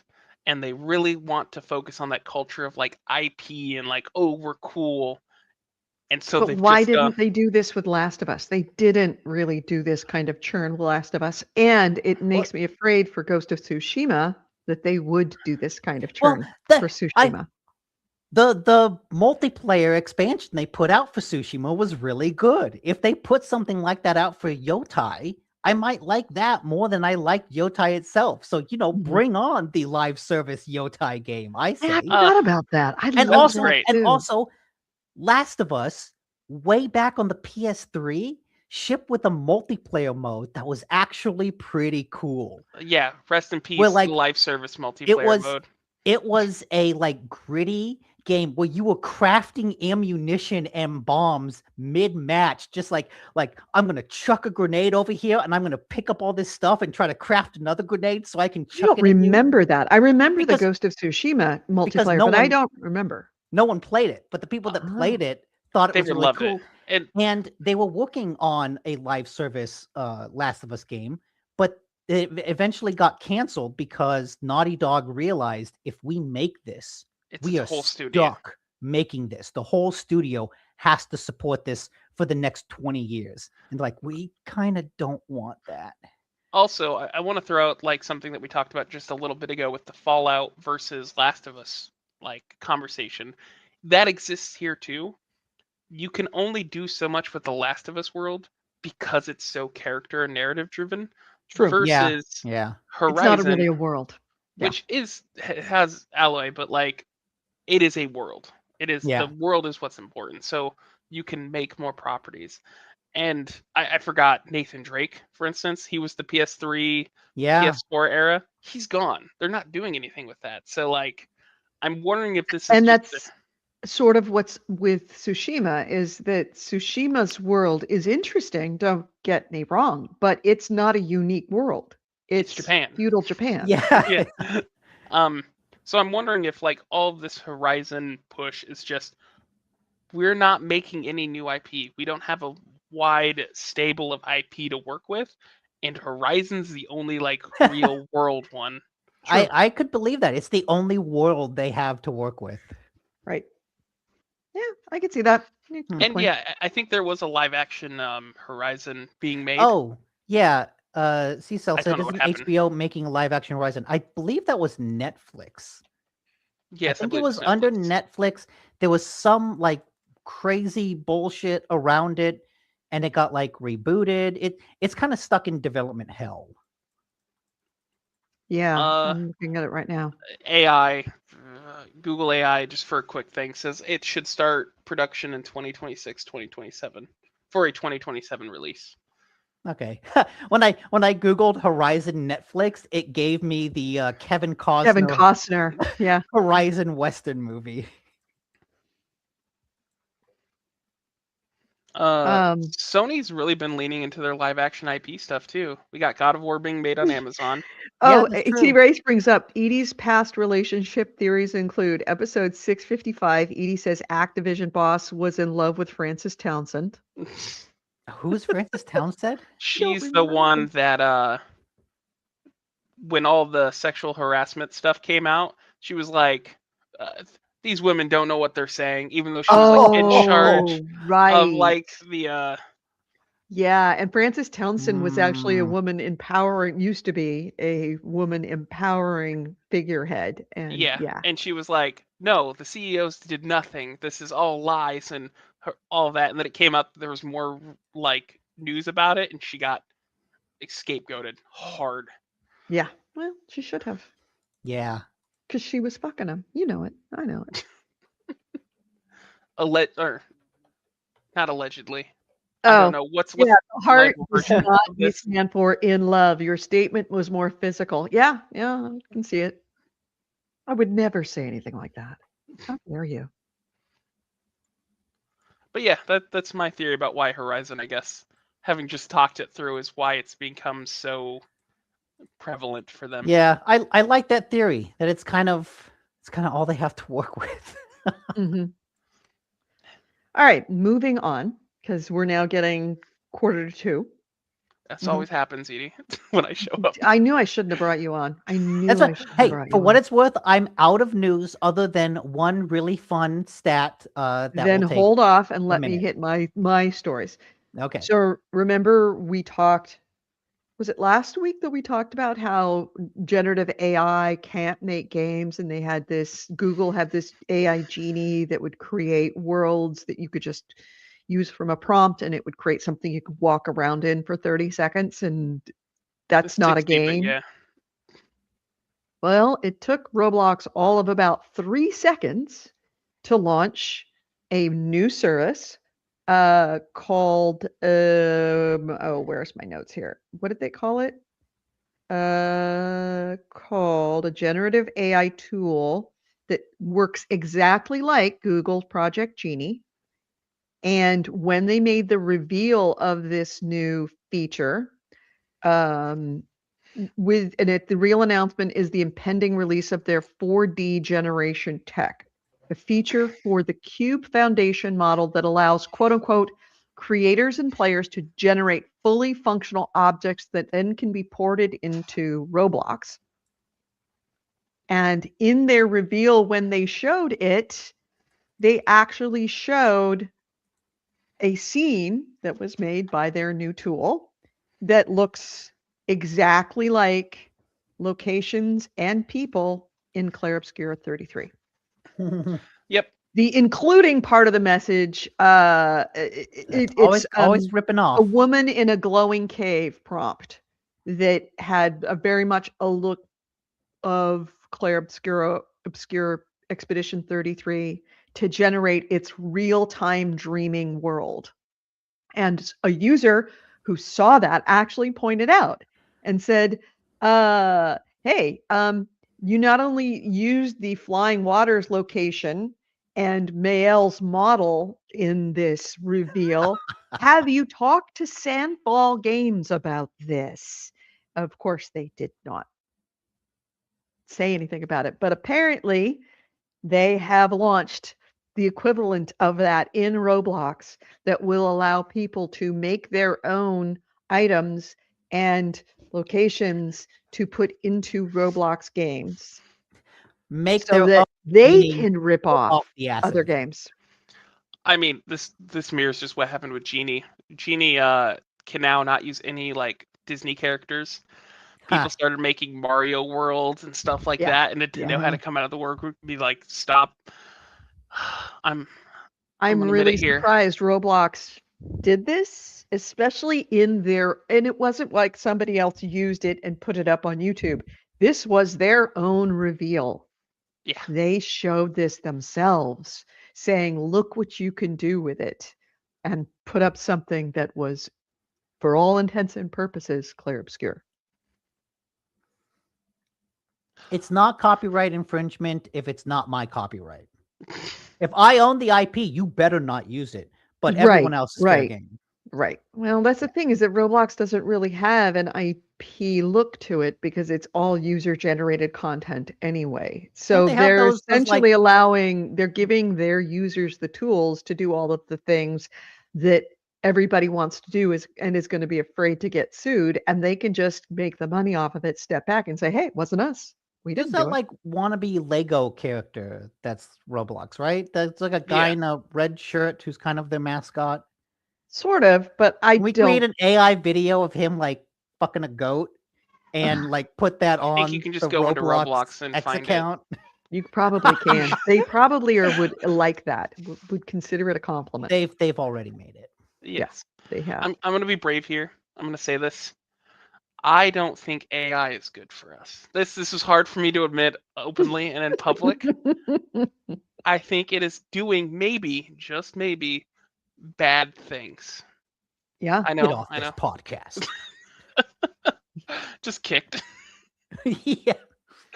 I think I'm not surprised that it's happening. I'm just really surprised that less than a week after Nick and I talked about this, that Roblox just, they didn't just think about it. They leaned all the way in Mhm. and then released it themselves to show, hey, rip off any game. Okay, so I think It's just shameless. Well, I mean, consider this. I don't think this is about the actual tool. I'm pretty sure this is just an investor play. You get Probably. to do this, and you get to be like, hey, look. And even if they get takedown notices behind closed doors, they can be like, hey, look what we can do. We can't do that, but we are making tools that can do this, so invest in us. Which is probably basically just all AI is right now. It's just, hey, look what we can do, invest in us. That's true. Invest in us. AI is like an investor scam. That's what it is. So It's yeah, just trying to scam money out of investors. hey, Google releases the Genie or whatever, and all the stock prices for games fall. Then you get the one user-generated platform, Roblox, and they're like, we did it too. And it's the opposite of making all other games like fall because we're user-generated. So we can really use this tech, so invest in us. Right. True. It is kind of ironic that I'm just thinking about Roblox and how Roblox is right outside of Nick's window, and I'm looking out here, and PlayStation is right outside of my window. Wait, does that mean I'm on Roblox's side? I don't want to be on Roblox's I side. didn't say anything about sides. It's just ironic that we're here. Oh yeah, I am. I could just walk inside and cause some corporate espionage. Go fuck a goat, will you? And AC Wright says, meanwhile, YouTubers are set copyright claims constantly, even when it's fair use. Yeah. We are the low-hanging fruit. Nothing's My broken, next guys. item is No. so Build a Rocket Boy. They did MindsEye. It was shipped arguably. Was it shipped? Some say broken. Well, it was released arguably broken. There's a new claim, and they haven't gone down quietly. Normally, when someone puts out a bad game, they just take their lumps and try to make it better. CEO But lost the plot. Mark Gerhardt, the co-CEO of MindsEye, developer builder Rocket Boy, this week, man, he just runs his mouth. He has stated that a quote unquote very big American company called Ritual Network, which is a YouTube and TikTok management agency, that's currently based in the United Kingdom. He said that they're behind a more than $1 million campaign to continue smearing MindsEye, that it was an actual conspiracy to destroy and smear MindsEye in a campaign to try to destroy it. He specifically mentions a YouTuber named Cyberboy as one of the influencers involved in the smear campaign. And he also did say that there was sabotage within the company, espionage, quote unquote, espionage, sabotage, and criminal interference. And he said that that the police have been called and heads are going to roll and people are going to serve time in prison for what they did to MindsEye. Have you ever seen a CEO go full Karen? Like, Yeah. this is nuts. This is so Yeah. unhinged. It's so. It is. It is. it will be Unless it's sad. true. Unless it's- it's true. It's Which I'm not true. saying it is. It's not. I'm going to say But it's so unhinged that it's his like, if version it of were untrue, sabotage. What he imagines as sabotage is just people honestly saying this game is shit. yeah. You know what the biggest red flag for this game was? I just want to say, The developers saying that it was an absolute shit show to work on and nobody could make a decision and nobody knew what they were trying to do and nobody gave any clear direction. And when the developers went to them and say, hey, we have a problem, this is not a great game, they were shut down. That's Not that. the red flag. That is a red flag. But go ahead, Nick. Oh no, you finish. Oh, I was going to say the biggest red flag to me was when they announced MindsEye at I think the Game Awards or something, and they were like, "This comes out in 3 months," and I was like, "This big budget AAA head of Rockstar game that's its first coming out had a 3-month advertisement window where even in the 3 months after the Game Awards there was nothing." That is such a major red flag because it means that there is no money for advertising, which Mhm. generally means that there was no money to make the game or Right. there's nothing important to show. By the way, I do want to mention that Ritual Network, who is a real company, like I said, in the UK, not a very big American company, but they're a very big UK company and very big, debatable.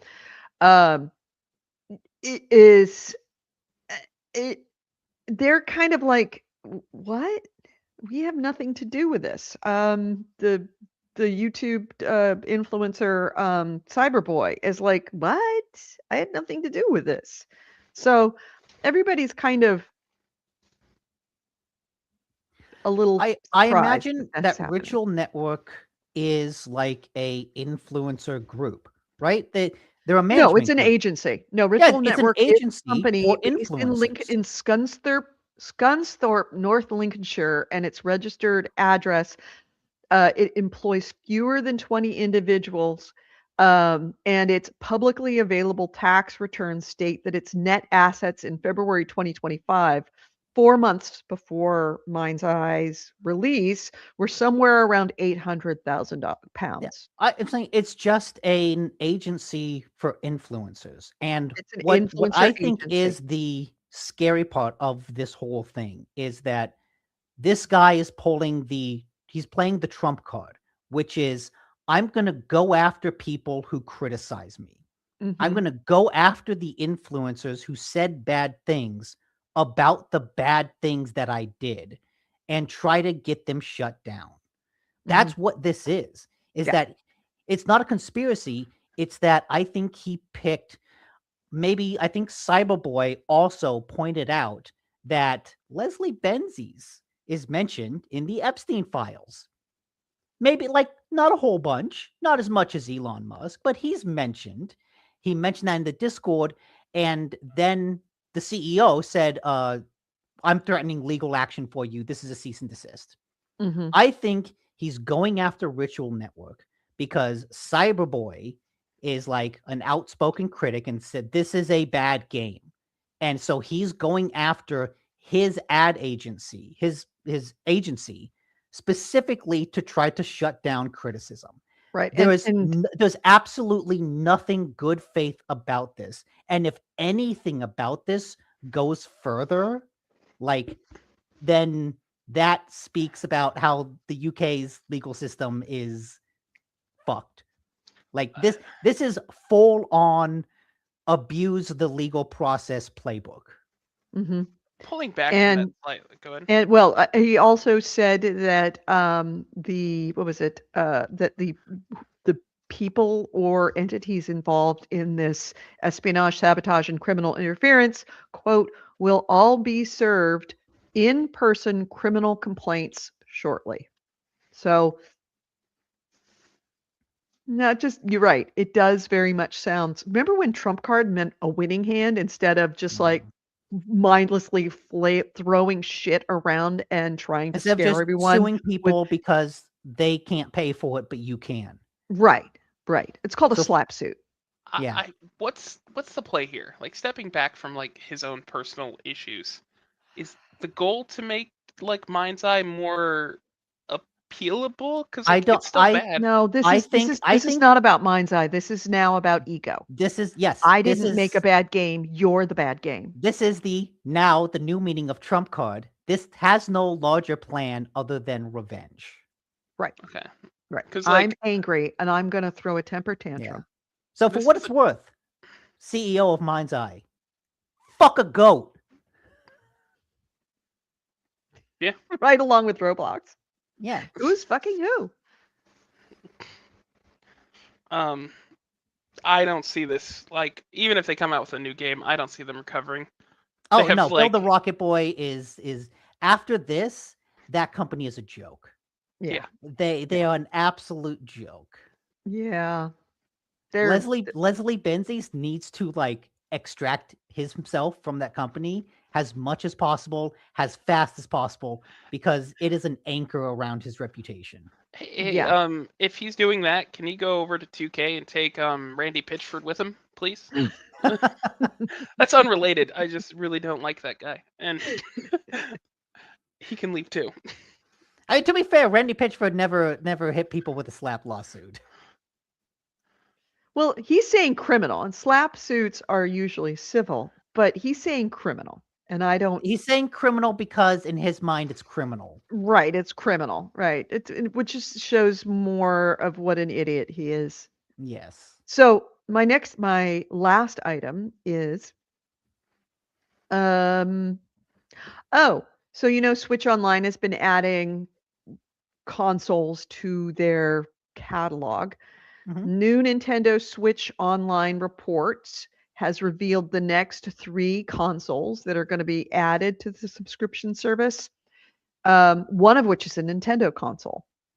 So the 3 are the Sega CD, also known as the Mega CD, the Nintendo DS, and the Nintendo Wii. Actually, why are we saying there's only one of which Yeah. one of which Oh. isn't a Nintendo product. So the Sega CD, the Nintendo DS, and the Nintendo Wii are all coming to the Nintendo Switch Online service. The new report does not specify which are coming out when or even in which order it's coming out, but previous reporting from other sources claim that the Nintendo DS is the next mainline console that's going to come on, which doesn't leave the door open for the Sega CD to come first at all, or even the Wii. So yeah, see, Nintendo DS is it's widely suspected is going to be the first, and then we're going to see those two. It's And interesting I don't the have a Switch, Sega so consoles I are don't coming care. out. But it is something that is kind of cool that we're starting to see a bunch of these legacy consoles and the games that are associated with them starting to come to this online service that seems more robust than any other online service because they have more consoles to work with. I think the DS will do really well. I think they're Yeah. gonna hit a lot of nostalgia for people because it Oh, was yeah. before the Switch 2 or the Switch 1, it was the highest like console bought, in this case handheld, but like it had sold like 10 million units or something like that. I forget Yeah. what it was. And also, I This mean, is it's the gangbusters. third, the DS was the third biggest console of any kind in the history of consoles. That's it. The biggest being the Mhm. Nintendo Switch at 155 million, the PS2 at 160 million. This sold 154 million. Hmm. So, and it also, I mean, you think about the games that were on the DS, they're some of the most iconic games in the, you know, in Nintendo's world. Super Mario Brothers, Mario Kart DS, Nintendogs, Brain Age, a bunch of really, really games that didn't compete with any of the other consoles. They were played in conjunction with all the other consoles. I'm curious to see how they adapt the Wii, because the Switch has the gyroscopes in its controller, so it can do the Mhm. motion sensing, but it Mhm. doesn't have the pointer, but it does have mouse functionality. So there's like We'll see. there's some Apparently, interesting we will things see to because it's coming. do. Yeah, I'm curious to see exactly how they interpret all that. I find it very fascinating that they're doing the Sega CD, Yeah. which seems very much out there. Like, it does not surprise me they're bringing the DS. Does not surprise me they're bringing the Wii. Sort of surprises me that they're leaning into the Sega CD. Because it's just, well, first off, it wasn't a Nintendo product, but also it's not as it wasn't as big as the DS or the Wii. It wasn't as mind-blowing, or dare I say, use the word twice, iconic as far as consoles are concerned. I wonder if it's them testing the waters for like alternative retro games, because the whole point of bringing the consoles to the Switch Online is, hey, here's a way to play retro games, and they did it with all the, you know, old Nintendo consoles. So now they're Mhm. kind of testing, can we do it with the old Sega consoles? Right. And remember that the Sega CD, I don't know if you're aware, that it wasn't really its own console. It was a CD-ROM peripheral for the Sega Genesis. Oh, was it? Huh. Yeah. So it was And if it released in does well, Sega 91, Genesis but is only coming in next. Japan, and it didn't come to the United States or anywhere west of that until 92. But it did have Sonic CD, Snatcher, Lunar, the Silver Star, and it's best known for popularizing the full motion video games, including, like, you know, the biggest one of that whole generation, Night Trap. Hmm. So it's not even really a, you know, its own console. It's actually peripheral for a console that was necessary to play some games. Testing the waters. They're dipping their Yeah. toe into the Sega Yep. Sega waters. Yep. So, yeah, that is the last of mine. Okay. So let's hit your quick one. I will end with some fun statistics.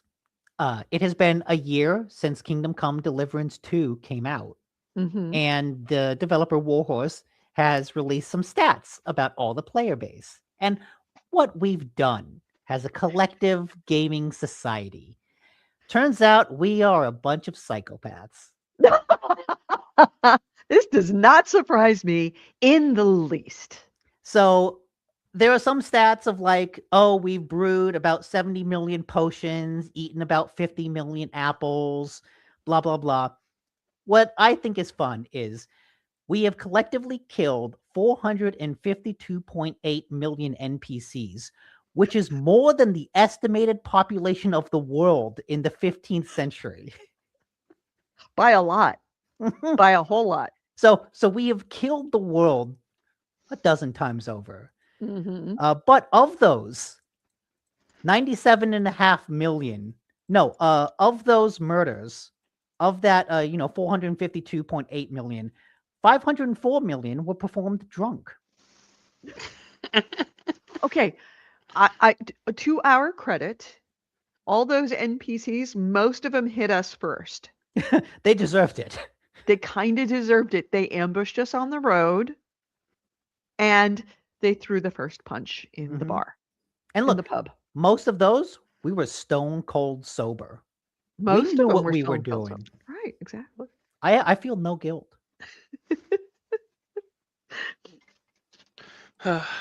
That was a fun statistic, I thought. Yeah. I still need to finish that game, so I've still got people to kill in that I still world. have to get out of the entry area of that game, and I'm gonna bring over my console to my TV soon. But when I do that, Where Winds Meet's gonna go out the window. Not gonna I'm be telling playing you, it. that opening area is a full-length game in and of itself. It is. It very much is. I think we should So. put that on Nick's headstone as a quote. Nick DiNicola, I feel no guilt. I was stone cold sober. I feel no guilt. Most of the time. Oh yeah. All right. So Oh yeah. anything And I guess else? there's a short news story about Ubisoft held a town hall to talk about, Ubisoft, Yeah. and no one was happy. Yeah. I think it was described as a masterclass in dodging questions. Mm-hmm. That Yeah. reminds me of the Destiny, like, all hands, where someone was like, so are you guys going to take pay cuts? We're not that company. We're not that kind of company. Yeah. Yves Guillemot. What an asshole. Right up there. He needs to fuck a goat as well. There was, like, the small news story that the union rep for Ubisoft, like, developers, says that he needs to be fired. He needs to step down. They're calling for it. He should. He should. He should. Given That he has that halved all the of this company has in the last happened. 7 years. Yeah, he's overseen the downfall of the company. And the rise. Yeah, but he got the full cycle. right. Oh, yeah. He rose it, but I mean, it's Look, you're you only either die a really hero or you live long enough to see yourself become the villain. yeah. Well, Turns he out has. Batman, that quote is like That's shit, evergreen. man. It is That's evergreen. Yves Guillemot's entire career. All right. So, any other items before we close out the show, gentlemen? I believe that I would love was you to say yes. all And I I mean, I had. would love I'll you to help say you, no. Edie. I brought no news this time, just for you. Thank you. Thank you. Because I still do have to do a little cleanup and I have to do some food prep for dinner tonight. Either that. I think we already talked about Sophie Turner as Laura Croft. Nick. Oh, What a shame. Nick just got muted.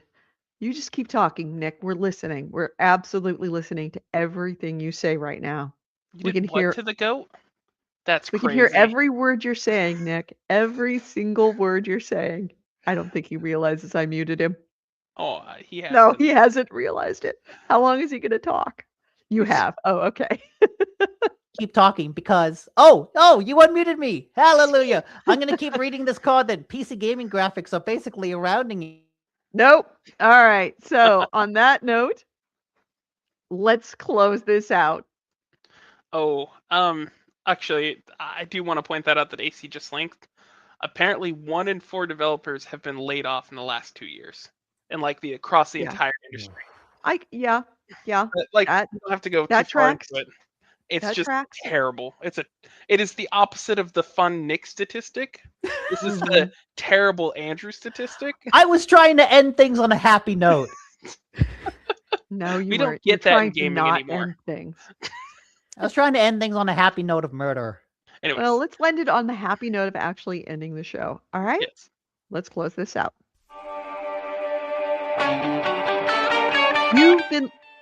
You've been listening to GameHounds. GameHounds episode 808. We did record this on Sunday, February 8, 2026. I'm Edie Sellers. With me has been Nick DiNicola and Andrew Smith, aka Creation Chaos. Ways to get a hold of us: gamehounds.net is our website. Gamehounds@gmail.com is our email. We record this show live every Sunday, 2 p.m. Pacific. Sorry, noon Pacific, 3 p.m. Eastern here on Facebook, on YouTube, and Twitch. On Facebook and Twitch, we are the GameHounds. On YouTube, we're GameHounds Vids, V-I-D-S, as in videos. Please join us live if you can. We would love to have you. It's a really good time in the chat room. Everybody was here. Thank you to everybody who was here. AC Rafe, thank you for being our link bitch. If we mentioned something that you wanted to find an article about or find any background on, please go to any of those sites, look in the comments. Right about that same time that we're talking about it, the links to it will be in the comments, courtesy of AC Wraith. Thank you so much for being here, and thank you for doing that. If you would like to interact with us when we're not here, well, first way you can do it is you can listen to the podcast. We do release this as an actual podcast, and yes, I have been editing it. So gentlemen and ladies and everyone in between and not anywhere near that, feel free, if you listen to us as a podcast, join us live or check us out after the fact on YouTube, Facebook, or Twitch and listen, and you will hear more content than what you're hearing on the podcast. You can find, again, Facebook, YouTube, and Twitch. You know, let's scroll back and listen to where those links are. Now, if you are listening as a podcast, please, I'm going to make sure the music's still going. Yeah, it is. If you're listening as a podcast, please, please, please leave us some feedback. The algorithm absolutely loves it when you actually interact with the show. Like us, subscribe to us, and leave us a message and let us know how we're doing. And if you want to interact with us live, you can do it through our Discord. Our Discord information is available pretty much at any of those locations. If you're watching on the screen right now, it's on the screen as we speak. And if you would like to help support us, $1 a month is all we ask. Thank you so much to all of our Patreon supporters. We're patreon.com/GameHounds. 25 cents a week. It helps us pay for things. So we would really appreciate if we would actually subscribe. And if you can, we are so thankful for you doing it. And thank you again to all of the patrons for doing that. Have a great week, everyone. We will talk to you next week. Bye-bye, everyone. I'm going to be edited out of the podcast. You're no.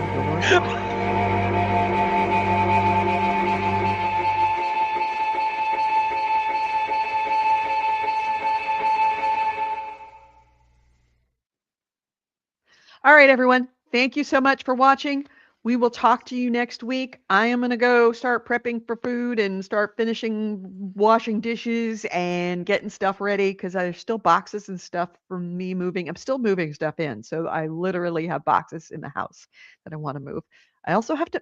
Oh, Nick, are you muted? I think you're muted. I haven't muted you. So maybe something's going on with your headset. Chaos. Thank you for being here and being a third on here. Yeah, thank you. Yeah, thanks for letting me show up. Anytime. Right.